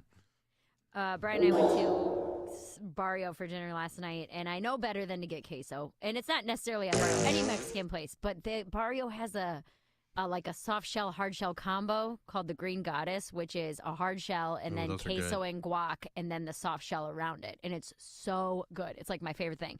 So I got that, and then we get home later, and I went in the bathroom, and I turned the fan on, hoping that he wouldn't hear it, and I ripped a loud. It was loud. Like, it made me giggle. It was so loud, and then I just hear Brian laughing hysterically from the kitchen, and he was like, "What the hell was And I came out, I was like, did you hear that? He was like, the neighbors heard that. He's like, that's the loudest thing I have ever heard. No fan is going to cover that up. Right. Well, I was trying. I was like, run the water, turn the fan on. But as soon as it came out, he started cracking. I could hear him from the kitchen cracking up. Like, it was a loud one. Good old queso. Yeah. Does your body have any allergies that you could feed into? Not really, but like I said, there were good farts over the weekend, so remember how I talked about the lobster roll and how I thought that would be the one? So again, yeah, that was going to be ammo for the. Had some good farts from the lobster roll. They were just not loud. They just reeked. They were terrible. They smelled so bad. Silent and deadly. But they were. They weren't quite silent, but they just weren't. They just smelled. Stunk. Yeah, they stunk so bad. Were you by yourself? Did you have to? Was this a situation where you had to? Yeah, I was by myself. Run some water and turn the fan. You probably don't do that when your girl's over, do you? What? Are you running the water and turning the fan on if you're in there? And no, I just. You are a fart your farts guy, but within the confines of I don't try to fart around. No, I was gonna say within the confines. Yeah, of a relationship, I would think maybe. I close the door and like usually there's like music or a TV on or something, so I don't have to. But when I fart, like it's usually not anything that I have to cover up when she's over. But Mary and Brian have that thing where they don't do that in front of each other. It's more his thing than mine. Yeah, I mean I don't do that in front of Gwen. I let one out, a silent one, because we went to dinner and then we went to the grocery store after, and it just kind of happened. It came out. It was quiet, but it was in bad. the grocery store. Yeah, it smelled bad. Wow. And Brian and I are sitting there having a conversation, and he was like, "Did you crop dust him? I mean, how no, did it?" We were just standing next to each other, and he just goes, "Are you kidding me?" He walked away. He's like, "Dude, it smells like you're dying on the inside. Like there's something wrong with you." Oh. Well, anyway, Bill's most recent attempts at outdo. Now, let's be clear. You may never outdo that first one. Right. And you're certainly not under no obligation to do it. Because there were some that were so good that they just weren't in the stairwell, and so I'm gonna top that. I got goals. Okay. Oh, did you do a round of mini hoops? What was your score? I did. I was not going to get anywhere near where you were. But I was okay. I was really locked in. That was before I had a couple of drinks. What'd you get to? 478. I don't know if that's good. That's not what you got. No, I probably got to maybe 36 or something. 36. I got to. But for me, that's real good. That's good. That's good. I got to 110. Yes. And that for me is not great. Well, yeah. My all-time high is 203. Yeah. Because you had one of these in your apartment, and you were really killing it. That's all I did during the pandemic, because I just play that all the time. Yep. I get home from doing the show and just play that. Yeah. No, so it is fun. It is. I mean, I'd love for somebody from Northeast Ohio to win the whole thing in Vegas. Who was the high score of the contestants you had? No clue. Someone hit 79, which was pretty impressive. That was pretty good. Well, because you keep getting time added when if you keep doing well, and so. Again, mine was not a high volume situation, but hopefully a garage bar on Saturday. I'll be at Garage Bar on Saturday. Yep, always have a lot of fun out there, so I'm not worried about that a bit. But Faith will take care of you. She's the GM there, and she's very excited to have you there. Well, as long as they take care of our audience, they don't need to take care of me. But okay, so those stairwell farts, Bill's still working on them. And we've only circled back around it simply because that customer submitted their own. The Mary does not like. She is wet. very, very upsettingly wet. It's the wrong amount of wet in Bill Squire's parlance. Right, It really is. It really it's is. To the point where it sounds like the structure of his body is different. Right? Like maybe he's just created differently. There seem to be more surfaces colliding with each other than would normally. But I don't know. You listen to us on iHeartRadio. Tell me where. If you're from out of state, I heard from one of our bureau chiefs in the great city of Boulder, Colorado. I heard from Nick, who sent me the article that volunteers scraped 50 pounds of gum from underneath the seats at Red Rocks. Ooh. Am I the only one who's been to Red Rocks? I think so. I have not. You know, it's carved into the hill there, and hence the natural beauty. They're trying to maintain the natural beauty and the acoustic integrity of Red Rocks there up in the mountains. And so Gwen took me there to see Steely Dan many years ago for my birthday. And we got caught in the middle of one of those June hailstorms. So we didn't even see the full show. Everybody was running for cover, and there really isn't any. You know, there's a handful of trees that might line the outer edges of the pavilion, but you're really that's the allure of it. You're in a big open air space. And so when something like that happens, because the altitude, you're going to get hail in June. But Nick out there in Boulder sent me the thing that they had. I never understood the putting the gum under things, whether it was a chair. I mean, I swallow gum. I've never had any. I'm a gum chewer, but I always swallow it. I mean, I might spit it out. You know, if I'm done and there's a receptacle there, I will spit it out. But I never understood the taking it out of your mouth and putting it under something. Right, especially something that is furniture. Yes. It's a wild thing to do. I never understood it. I'm with Just you. swallow it. I don't.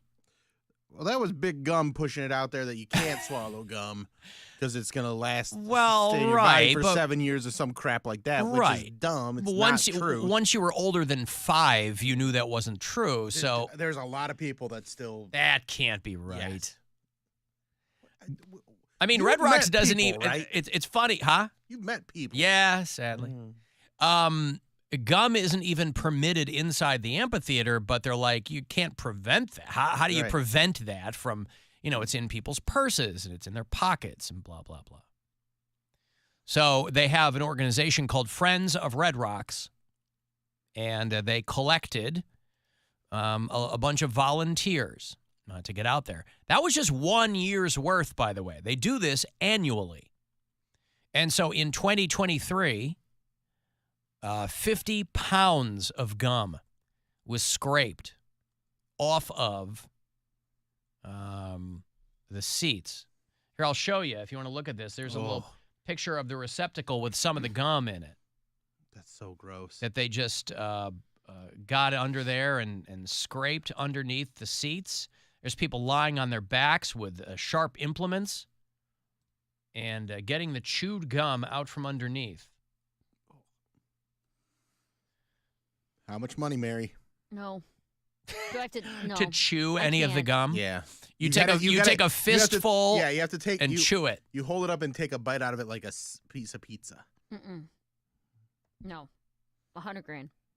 Okay. And last year was a record year for Red Rocks, by the way. They had 1.4 million people attend Red Rocks in 2023. And, they're like, look, dried gum doesn't really, it's not heavy, obviously, but they'd like to see people put it in paper. And, but there are more and more ways to have gum that they're not wrapped. You get the little plastic things that just have, that's what I get. I get the things that just have gum in them, right? You're not unwrapping a stick of gum. Yeah. And so the Friends of Red Rocks want to keep that pristine, and it is beautiful. And they do cleanups once a month where this group meets and goes and does it. But in 2023, they scraped out 50 pounds of gum from Red Rocks. Hey, Steve. Good. Hello. What's going on, Steve? I'm currently eating some Taco Bell. Yeah. Heard the fart sounds. Bill, I will be at your show this weekend. I'm currently in the rain. Hey, what's up? Oh, is this Steve N? Yes. What's up, Steve? I am going to challenge you. I'll send it via email, whatever. After the bell, you'll get a sound clip. I'm going to throw my hat in that ring. Okay. I'm coming for... You know what they It's not say? really a ring, though. It's he's throwing his hat in the sting ring, as it were. I mean... Yes. Yeah. Stink ring? I mean, Bill is just trying... His only competition is himself. No, I want you to, when you play a fart sound, it's my fart sound. He wants to try and usurp me. I see. So I like that. Yeah. Maybe that'll get my my or- farts going better. A little bit of competition. If you're up for the challenge, I'm absolutely up for it. Give me about an hour. We'll let the bell Mary, kind of settle in. Mary's always talking about how iron We'll sharpens there. iron, farts sharpen farts. Give me about an hour, he says. All right, well, we'll be waiting with bated breath, Steve. No, absolutely. All Take right, care, guys. thank you. Thanks, Steve. There's Steve and Lorraine, now again, I'm not going to replace yours with a listener's. Right, but if you get a good one, you're gonna play it. I'll play it, but again, your only competition is yourself. I didn't take the one that the customer sent me and replace yours with it. Well, you will replace yours or not. Or not. Right. You might come to me and go, I can't do it. I can't do it. I'm defeated. I can't. You might not top that. That one's so good. Steve might not top that. That one's pretty crazy. It's just so like he had to have a problem. Yeah. You know? But it's not a problem if you're at home. It's only a problem when you're out. If you can go in, and run your undergarments through a strip mine wash cycle, you'll be okay. You're out. And I speak as someone who's pooped my pants in public. I've done it. You got to get home and quick. I've got to take a break. If you want to send me a text, 35192. I will have passes for you. Let me tell you precisely what this is. A family 4-pack to experience the Titanic artifact exhibit at Kelce. Where's that, Columbus? Yeah. You can get to Columbus. The Titanic, the artifact exhibition, is an educational and intriguing experience for all ages. Kelce.org. So if that's something you want on your radar, I will have tickets for you for that coming back. Our 2024 iHeartRadio Music Awards coming back to Fox on Monday, April 1st. Honoring the songs and artists you loved on iHeartRadio.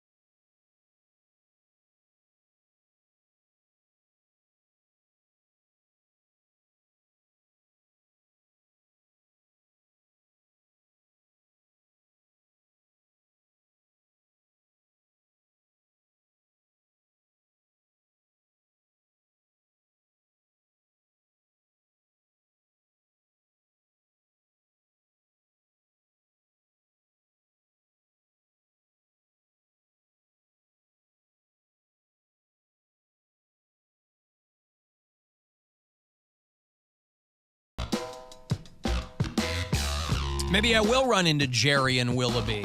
Maybe a Jerry will show up on Saturday. You never know. At Garage Bar, and I'll be able to tell him that I just picked his name out of a hat. The guy that sent that wet fart emailed me in the break and said that he did not poop his pants from that fart. He texted me too, I think. He said as much as it sounds like he did not. Some people have questions in your continued efforts to try to top the stairwell one that we play. Okay. Are you shaving the inside of your cheeks? No. Obviously, that will assist greatly with the acoustics. You know, you don't want it being muffled to any Listen, degree. I'm not going that far for it. You're not going that deep. No. Yeah. It's got to happen. So you're not really committed to it. I guess not, if you think that's a level of commitment I need to get to. I also don't have really a hairy butt, so I don't think that'll make all that much of a difference. Yeah. But I think... It's too bad we don't have any White Castles around here anymore. Like I said, it's just... I've had good farts. I just haven't had them in the stairwell. Yeah. So I'm just going to make it more of a priority to get those farts that I have to happen in the stairwell. Well, again, your only competition. I had a machine gun one on one night. It was in bed, and it was just like that would have been a great one. Yeah. You're your own competition. So, however long you decide to do it. Friday, Mary and Poundcake and I will be doing our Polar Blast punishment, which is eating the Carolina Reaper chips. And then Dr. Ryan Berglin will join us for another installment of Is It Red?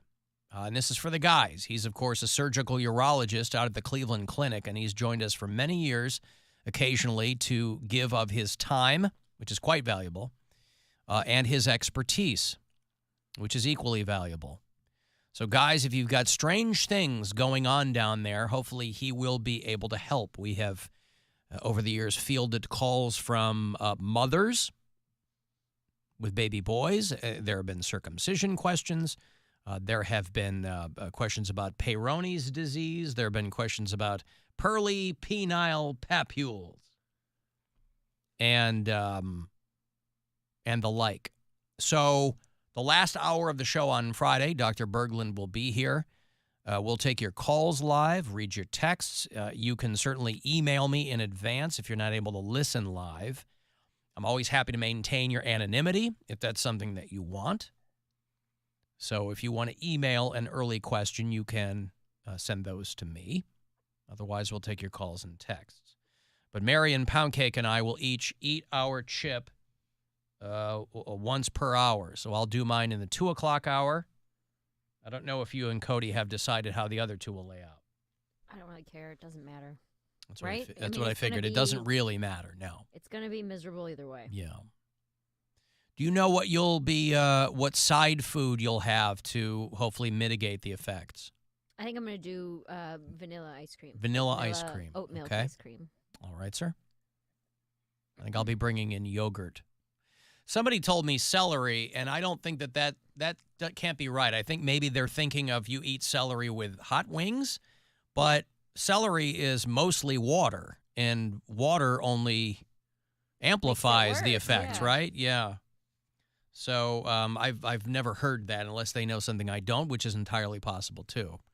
I'm not a real hot wing guy, but I think maybe they're thinking, well, that must be why they serve celery with hot wings, and I don't think everything I've seen is that people drinking water that makes it worse. But I don't know. Do you want to talk to Mary Santorum? Remember Mary Santorum? Of course. Who will check in. Occasionally, it's it's usually when Mary Santora is not on the show. It's usually when Mary's out. Hi, Mary. Hello, Alan. This is Mary Santorum. How are you doing? Are you extra loud today? I'm good. Thank you for asking. I also want to say hello to my favorite comic in the world, Mr. Bill Squire. Hello, Bill. Hi. How you doing, Mary? I'm good. Bill, I heard that you were growing your hair out for charity. Is that true? Yeah, I'm growing it out to donate it to kids. Oh, that's great. Now, what about your pubes? Are you also growing them out for charity? No, I'm not. I wasn't planning on doing that. Are there charities that are accepting pubic hair? Well, I have a friend that has cancer that might be interested. I'm just asking for a friend. All right. Well, I'll keep that in mind. Alan, I wanted to call and wish Mr. Cody Brown a very happy National Poundcake Day. Oh, when is that? That's today. Oh, is he listening? He might be on the phone with someone. That's okay. That's okay. Because in honor of the occasion, I wrote a little song about him. Would you like an example? Yeah, you're there, Poundcake? Yeah. Okay. I didn't hear about this. Usually my timeline's flooded with people wishing me happy Poundcake Day. Yeah, I didn't know that today was National Poundcake Day either. I'd love... It is. He's correct. It's March 4th. Wow, look at that. That is today. Wow. All day long. Yeah. All right, Mary, let her rip. All right. Goes like this. He's gay, Cody Brown, the gayest black man in town, likes white hairy dongs and doing it like a dog. Now Cody is a DJ and he's on the Alan Cox Show. But when the weekend comes, you find him in the club looking for a glory hole. Well, his nickname is Poundcake, and why that is, I don't know.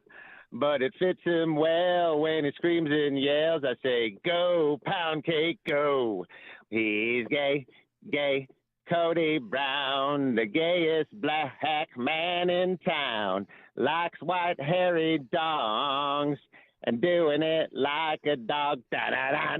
Wow, that's the whole song. All right, he's doing a little. Poundcake, do you recognize the source material at all there? I do not. You don't know the song Bad Bad Leroy Brown by the late, great Jim Croce? You don't remember that? Your thoughts, Poundcake? I like it, and especially because you're the first person to wish me happy Poundcake Day, so good on you, Mary Santorum. Uh-huh. Mary Santorum. You're welcome, Poundcake.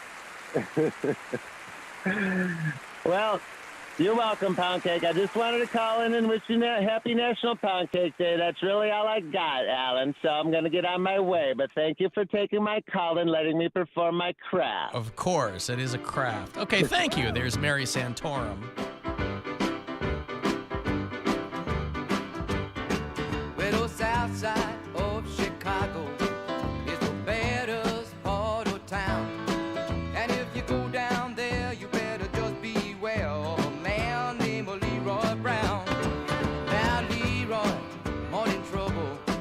You see, he stand about 6'4". Although downtown ladies call him treetop lover, all the men just call him sir. And it's bad, Leroy Brown. Baddest man in the whole damn town. Better than old King Kong. And meaner than a junkyard dog. Now Leroy, he a gambler. And he like his fancy. Does this ring any bells, Cody? You never heard Bad Bad Leroy Brown? No. Wow, okay. This is the song we had to sing this in our chorus class. Yeah. Every year. This was one of them. The one where I said my chorus teacher, Mrs. Brown, who would always show us The Wiz and The Temptations, and there were like white she was parents black. getting mad. Oh yeah, there were like white parents getting mad that she was showing all these black movies. But this was one of our voice test songs, and God, there was one other one. It was like, oh God, it was higher. Something about a spindle or something. Oh no. God. Anyway, this was one of our voice test songs in middle school. So I was like, this song is burned in my memory from voice testing every year in chorus. Yeah, no, I didn't take orchestra, or I didn't take choir. I took orchestra, so I didn't. Played the viola. You guys didn't play this in orchestra? We did not. Bad Leroy Brown. Yeah, Jim Croce was another guy who kind of died at the height of his fame. He died in a plane crash when he was 30.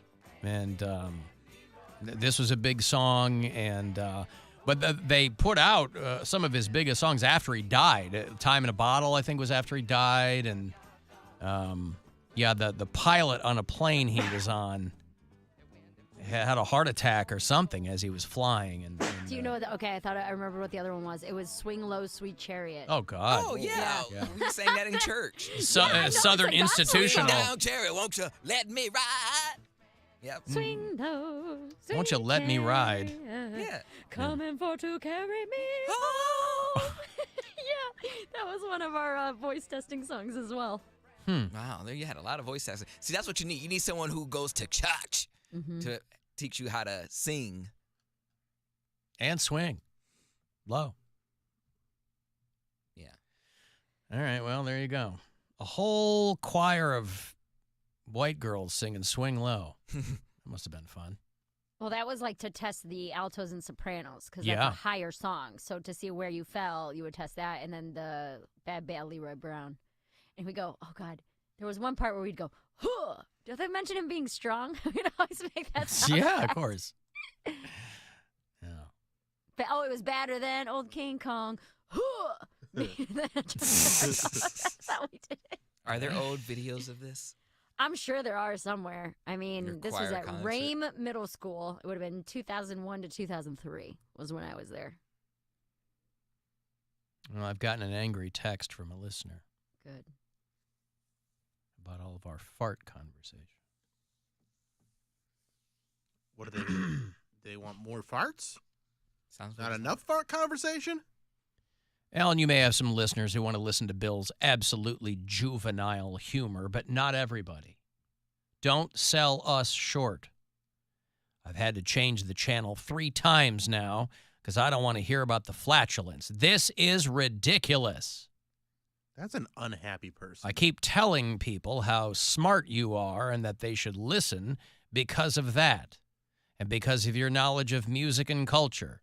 But there is too much of this stuff from Bill. Listen, I led Bill into this. My deep and abiding love for farts doesn't make me any less smart. This is the full realm of the human experience, by the way. I am encouraging a young man to find the best version of himself in a stairwell. Like I said, his only competition is himself. He's not dragging me kicking and screaming into this. I want to see this come to quote Poundcake, fruition. This is a person that see this happen. Also doesn't understand how things work. Because obviously, when you say, I don't want more of this, all you're doing is perpetuating the topic. We had moved on. We were talking about Bad Leroy Brown, and then you send this angry text, and now we're back on farts. Because you are a miserable person. Well, I don't know anything about this person other than what they come across Can I defend them for a miserable. second? They come don't have across. to be. No, I don't know anything about them other than they're what they've coming across texted No, me. they're not. Quite miserable. I don't think they come across miserable. I don't think you have to be miserable to not enjoy poop humor. I'm not a miserable person. It's not my favorite thing. But you don't text the chunk of juvenile. Well, I encourage people. about it. I encourage people to text me about whatever they're thinking. I just think. I Now, don't think they're miserable. I think you're offended because you think farts are very funny, and they do not. Well, also they're putting it on me when it's Alan brings this up, and Alan is a man that contains multitudes. He is smart, but he also likes farts. well, listen. Smart and fart. Yeah, that's fine. I don't think it makes any. Bill's juvenile humor. I like juvenile humor. Me I mean, too. It's man great. cannot live on one thing alone, of course, but that's always going to be part of this. You keep saying Bill is his own competition, but there are other listeners submitting their own attempts. Are you projecting that you don't want customer submissions? That customer sent me theirs. I'm not fielding customer submissions, right? I mean, people can do whatever they want to do. But that person, again, I don't know anything about that person other than what they've texted me. I don't know if they're a male. I don't know if they're a female. I would probably lean toward female. But that's fine. I encourage people to text me whatever they're thinking. I don't take offense to that. That's completely fine. A lot of people wishing Cody a happy Poundcake Day. Appreciate it, guys. Happy Poundcake Day and Merry happy 5-year day in one day. Yeah, congratulations, Mary. Sobriety. Thanks. Yeah, yesterday was my 5-year sober anniversary, which was pretty cool. It's a big day. That's a lot of days. That's a lot of days to not be drunk. Or hungover, or like guilty, or Yeah. Pretty cool. Pretty cool stuff. Never mind. What? Go ahead. You'll never miss it. No, Cody. That was a nightmare. If that was that what you were gonna ask? Well, I was gonna ask. I was like, even at your lowest point, you never wanted to drink. Of course, I wanted to drink. I didn't come out of. That's my how you know you're house. at your lowest point. No joke. After my dad died, I took 2 weeks off air, and then I did not leave my house unless I was gonna be with family for like 3 months because I was like to come to work and stuff. Yeah, but like I was so worried that if I left the house, I would drink. I'm like, there's a liquor store at the end of the street. I can just stop at a bar real quick. Like it was bad for a long time. I mean, that was probably the first time I really, really thought about relapsing, where I was like, I just want to not feel anything. I just want to go get drunk and not be sad anymore and escape this. And there's been a couple times over the course of the 5 years, but that was like the big one. That was like. They say you replace one addiction with another. Do you think gambling has taken over, or you're not as nearly as bad of a gambler as you were an alcoholic? I have been bad with gambling in the past, but not currently. Okay. I don't say I don't. But then I don't think that's an addiction. Then you just have a expensive hobby. It's not. It teeters because it's an addiction in the way that once I start, it's very, very hard for me to stop. So the easiest way to do it is just to not do it at all for me. I don't know a lot of moderation.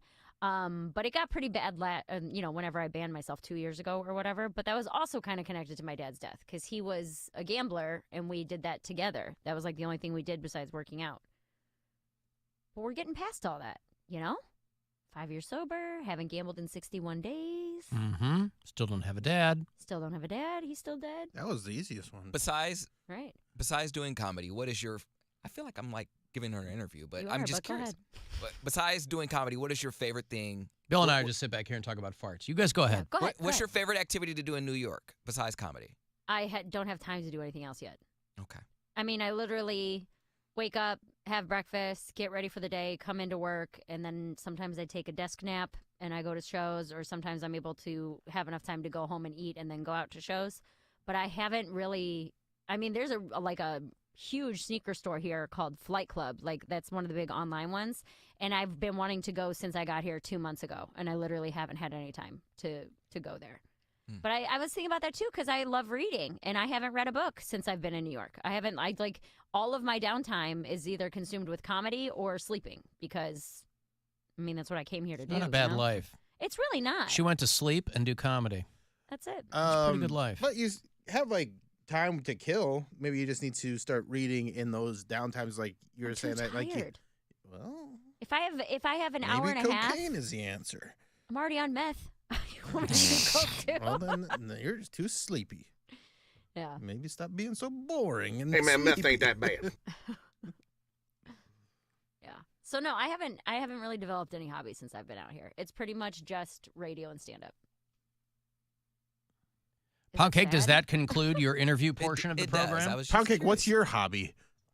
Sleeping, eating, watching Queer as Folk, and Oh, I watch House. I don't know if that's a hobby though. binge watching. That's We were talking about this before, Sainsbury and I, because they said that a lot of people consider social media their hobby, scrolling.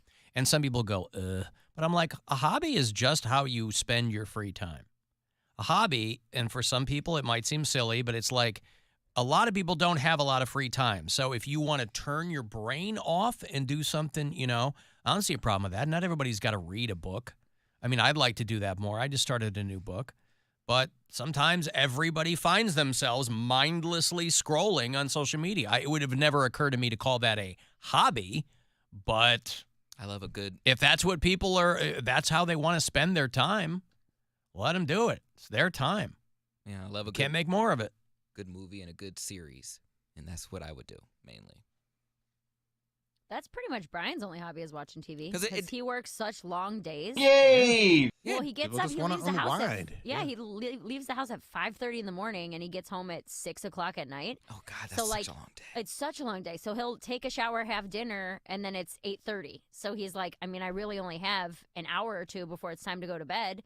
So he'll either play the drums or watch TV. That's it. He works 5 days a week. Yep.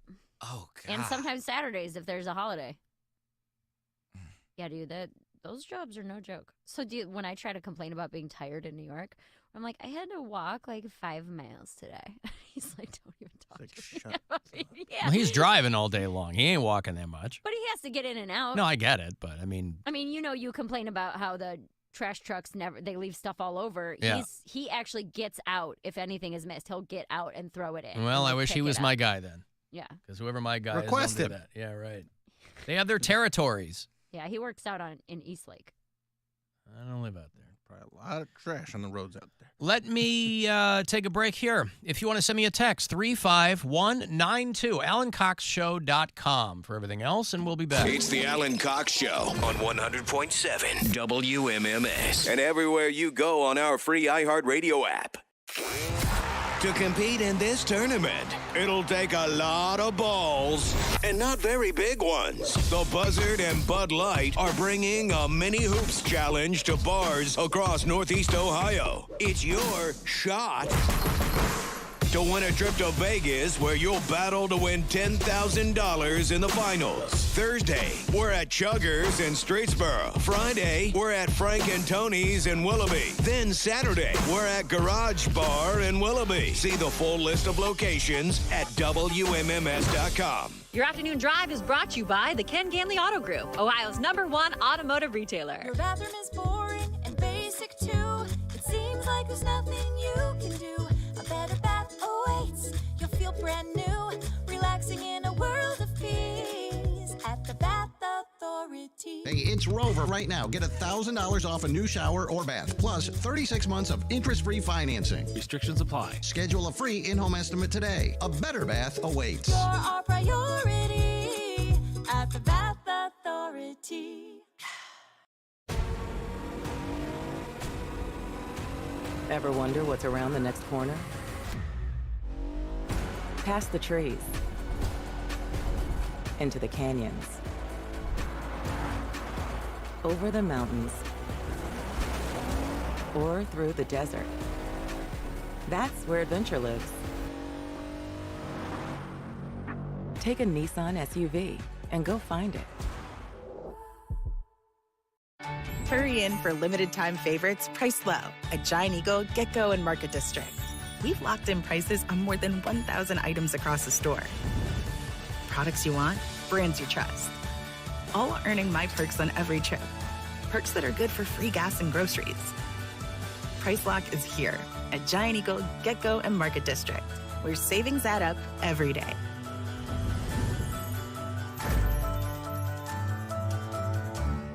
Kia of Bedford's got what you need. A shot to save up to $5,000 off any new Kia in stock. All this month, step up to the line at KOB and sink a shot from the foul line. Save $500. Trade a three-pointer and save $1,500. Make it from half court. Save $3,000. Sink more than one shot and stack your savings for up to $5,000 on any new Kia in stock. Get your shot to save big. Now through March 31st at Kia of Bedford. KiaofBedford.com.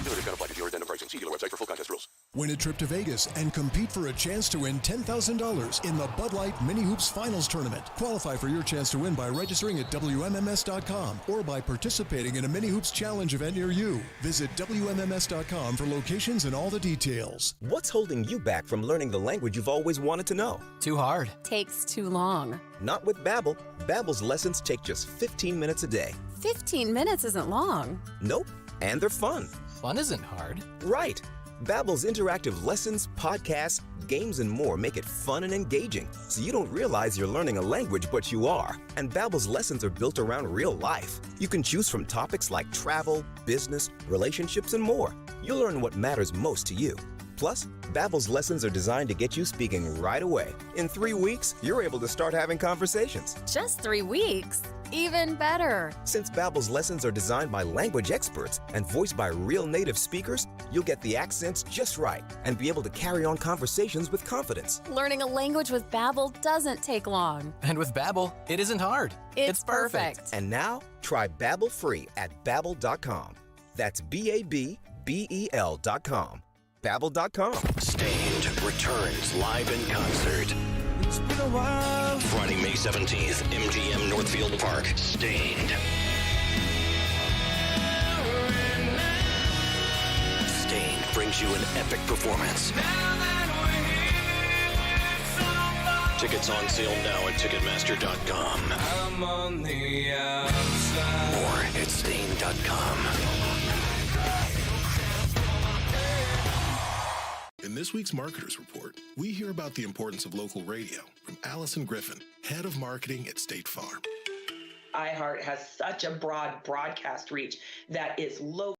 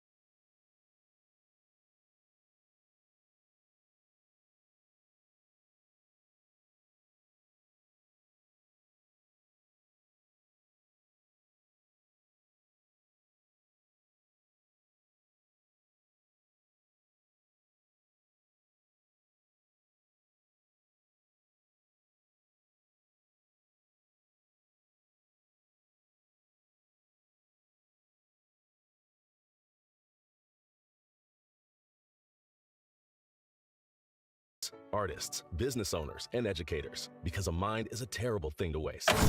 This is The Buzzard. From the Bath Authority Studios. The Buzzard. The home of the Buzzard. Buzzard. This is 100.7 WMMS. Cleveland. Call the Alan Cox Show. Where's the best place in America to meet single girls and guys? 216-578-1007 or 1-800-348-1007.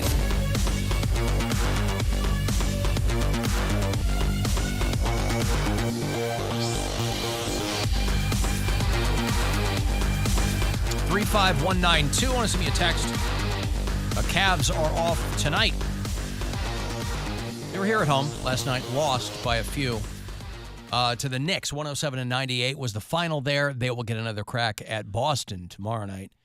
Celtics here at the Romo Fijo tomorrow night. 7:30 is your tip-off, so 7 o'clock. We'll begin your pregame coverage here on MMS. And you can also listen on the iHeartRadio app. I was reading about Caitlyn Clark, who has been a real phenom there at Iowa. She just broke the all-time scoring record in the NCAA. Not women's basketball, the all-time NCAA scoring record. Pete Maravich held it for 5 decades, and Caitlyn Clark broke it. You watching Caitlyn Clark at all? I mean, she I've pops seen up the a lot updates and stuff like that. So, I saw that she did this, and it's really outstanding. It's pretty wild, yeah. She has massive hands, which has to have helped her quite a bit. Obviously, she's an amazingly talented athlete, but she also has some real big mitts. And that can't hurt. And she has opted out of her 5th year of eligibility at Iowa and has announced that she will go into the WNBA draft. And the Indiana Fever are the team that's going to be picking first. And so everyone assumes that they will pick her. And so as a result, their ticket sales have already gone through the roof. I used to work for the Chicago Sky before I came to Cleveland. And, again, that was quite some time ago. I'd be curious to see what kind of draw the WNBA is now. For the first many years of the WNBA, they were still subsidized by the NBA. And so, but now they've grown into their own thing, and it's a much bigger deal than it used to be. But the Indiana Fever is the WNBA team out of Indianapolis. And they have pretty much all but said that they will grab Caitlyn Clark with the number 1 pick. I don't even think that it's that's a question. I don't think it's a secret or anything. They're picking first, and you're going to grab her. And coming from Iowa, it's not. I don't know where she's from originally, but it's not like there's going to be a ton of culture shock. And that for those of you who are checking the days off your calendar, of course, the WNBA draft is April 15th. I don't know where it is, but I know when it is, and that's April 15th. So pretty impressive for her. Again, I don't know when everybody started. It seems like everybody started paying attention to her all at once over like the past season. But obviously, people have been paying attention to her for like at least the past 2 seasons because I've heard of her before this year. Yeah, did she just get real good halfway through college, or no? She's been good the whole time, but now that I would she's certainly setting think records, so. Yeah, okay. But it's also it's women's college basketball. It's not like that's the top of everyone's minds when it comes to the sports world, but she definitely has made a name for herself because she's been so prolific at scoring over these past 4 seasons. Okay. I mean, I would have assumed, but I just feel like I started seeing nonstop clips of her within the past year. Because she just started setting all these records and stuff, yeah. Another thing I thought was interesting, and I don't know how this would have crossed my plate, but I just thought it was weird. Not even weird, just I'm not paying attention to these things. You know who Millie Bobby Brown is? Yeah. He was married to Whitney Houston. No. Yes. I'm sorry? Oh, then no, I don't know who that I think I have that right. No. Millie Bobby Brown is from Stranger Things. Oh, well, this makes a lot more. She's getting DMs from Drake when she was 17 or 16 or something. Yeah. She is marrying John Bon Jovi's son. Oh. She's going to be John Bon Jovi's daughter-in-law. She's still really young. She's like 19 years old, I think. right? Millie Bobby Brown, she was a little kid on Stranger Things. She's all grown up. She was the one that everybody was paying attention to. That first season of Stranger Things, when that show just went nuclear, she was kind of the main character. Her head was shaved. She was all those. They were little kids that first season.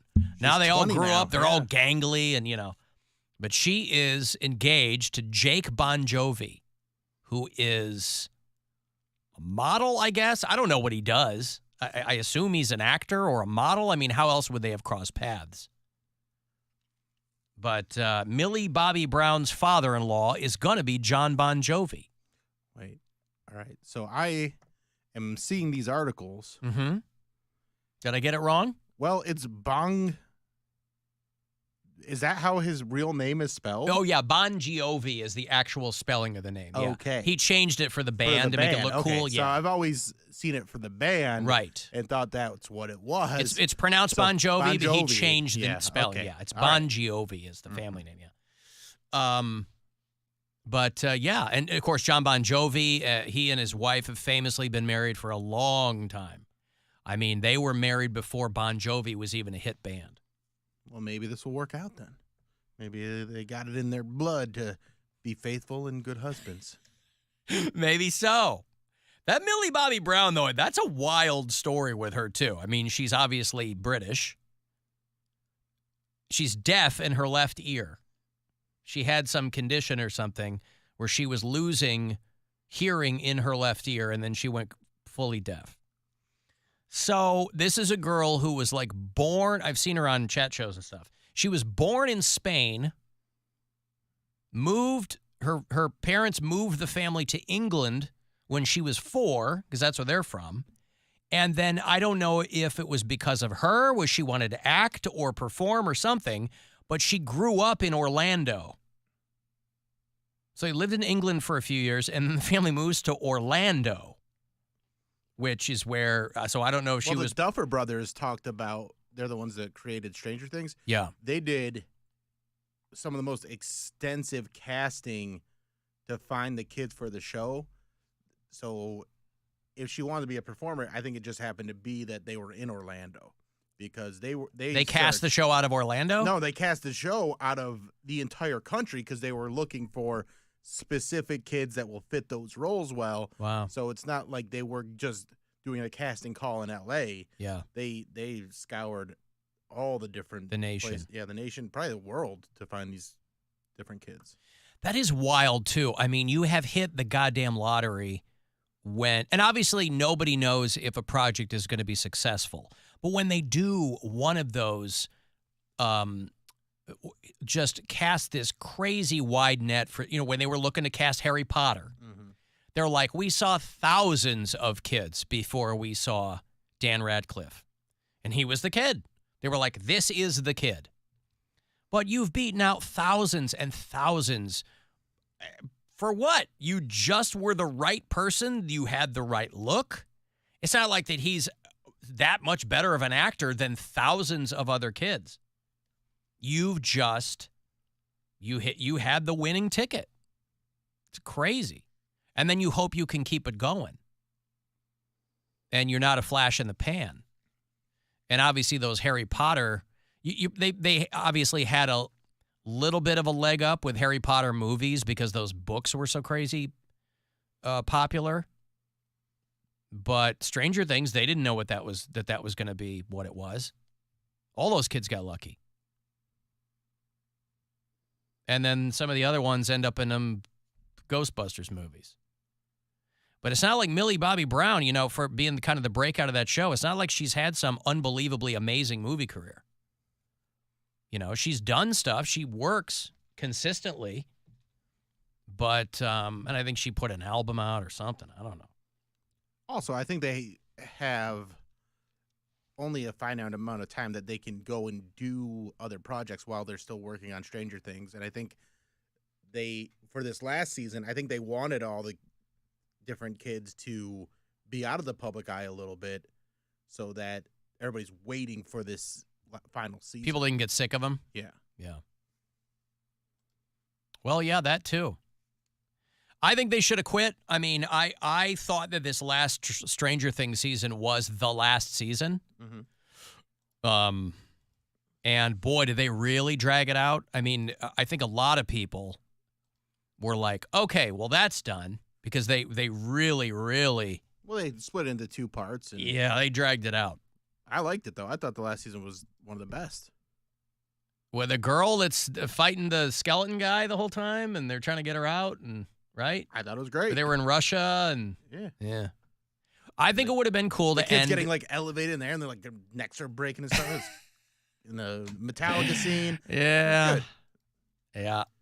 Been a fun show. I like that show a lot. That kid that kid who was the Metallica guy. He's the Human Torch. 4, yeah. Yeah. People don't recognize him without the long hair, without that heavy metal wig. Voicemails over the weekend on the After Hours line. You can always leave them there for us. Number's 216-986-8903. Alan, Trucker John, King of I-71. Starting my work week, listening to Friday's podcast.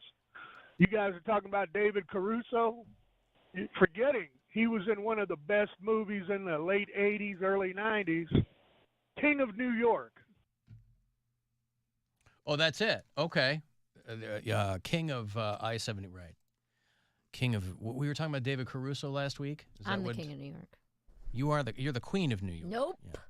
Boy, I just watched that too. You're so right, John. Thank you. What is that? I never even. Oh my God, it's one of my favorite early. That song. I'm the King of New York. Maybe it's a song from the Newsies movie.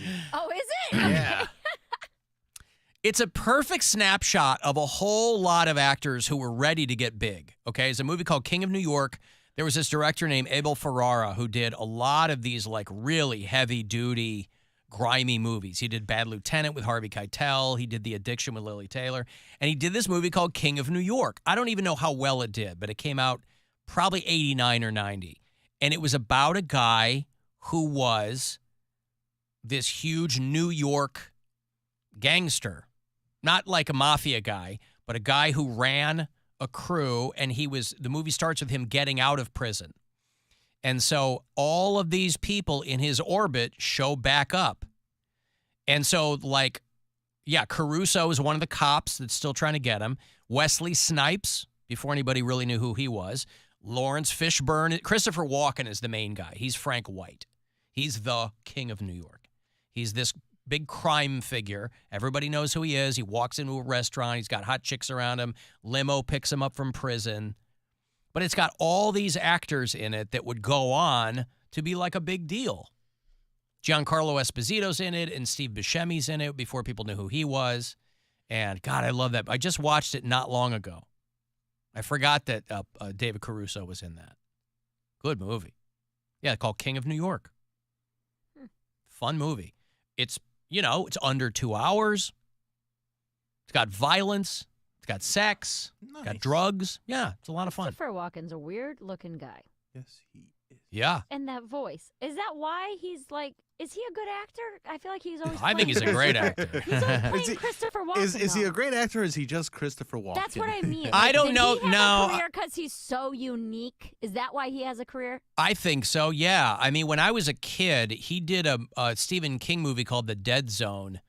And God damn, that was one of my favorite movies growing up was The Dead Zone. We had it on a VHS, and I used to watch it all the time because he was so weird in it. I mean, he's got a strange look. So just from the jump, and he was a dancer before he was an actor. So he just kind of has this, his movements are very fluid. And, he was in I think he's the guy who loses Russian roulette in The Deer Hunter, right? Back in the day.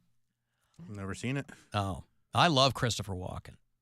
Because he got the sunken eyes, like even as a young actor, he just that had movie's from 1978, Alan. What movie? Deer Hunter. Yeah. It's a very popular movie. I mean, you can go back and watch it. Yeah, I know it wasn't out when you were alive, but, I was 7 when it was out, but I've seen it. But yeah, Christopher Walken, he's just got it. Anytime he would do SNL, he was funny because he would just kind of play off just his weird kind of cadence and, He was part of that whole Natalie Wood thing. Remember when they were investigating Natalie Wood falling off that boat? Christopher Walken was on that boat. And so they questioned him about it, and Robert Wagner, and the whole thing. Somebody started, I remember maybe 20 years ago, somebody started a website saying that he was going to be running for president. And so everybody was bombarding him with questions. He's like, I don't know where this is coming from. I didn't do this. He's in the new Dune. He's in part 2 of Dune. Which I'm going to see that tonight. Are you going tonight? Yeah, I'm going tonight. Yeah. Didn't they say it already made like $81 million Oh, or yeah. something like that? It's getting like universally good reviews. And, But I thought the first one sucked. Like I couldn't sit through it, and I like Timothée Chalamet and I like Zendaya. I don't know that movie's for you. Why did you go see the first part of Dune? It's a two-parter. I did not see it in a theater. I saw it. It was streaming on some platform. I don't know. I don't remember which one. It was on Max for a while. Now it's on Hulu. That's what it was. It was Max because I was watching it. My roommate had an account, so I was watching it on his account. But I like started it, and I swear I watched it for maybe 45 minutes. I was like, this is really boring. Yeah, I don't know if that's for you. But I don't know why it wouldn't be. Like Because it was it's good for costumes, actors I knew. Like Yeah, but Dune's one of those sci-fi movies you got to really be into it. Like people read the book or they saw the original one 40 years ago, and yeah, no, it was. I don't know that that's a movie that people casually watch. Yeah, it was slow. But what lured me in is I was like, oh, Timothée Chalamet. I know him from the Peach movie, the Call Me by Your Name. Call Me by Your Name. Yeah, and I was like Zendaya. Wonka.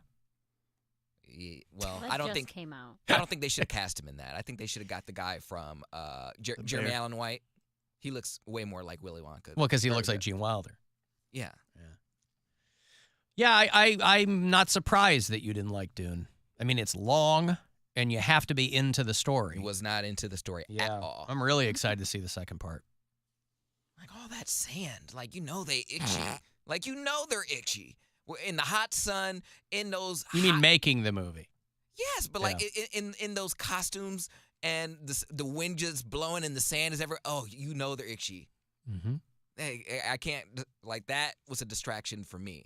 I'm like, you just gonna walk all. But they live on a desert planet. All you could think of was that they were itchy in the shorts. Yes, because they got to walk all cool and like fight and stuff. I'm like, ooh, the chafing is insane. The first Dune came out when HBO Max was doing the simultaneous releases, so it didn't have a huge box office like this one. Oh, did it really? Yeah, it came out. Oh, I didn't remember that. Yeah. I mean, I saw it in the theater. Yeah, I did too. It was when they were doing that. I think it was 2021 when they did a bunch of movies where they came out on because all theaters weren't open yet. I didn't remember that. It's just insane, like the star power they have in the first one. They had Timothée Chalamet, Zendaya, they had Jason Momoa, Austin Butler. Like I think Oscar Isaac is like the only one not back for the second part. Well, it's because he's dead. The Skarsgård. Yeah, but there's a handful of people you thought died in the first part, and they're coming back. Probably Skarsgård. It's probably for flashback sequences. Oh. Well, anyway. No, I'm excited to see it. Lame. Some people still like the David Lynch one better. Which man, that David Lynch one is rough. Well, you gotta really be. I mean, gotta be into it.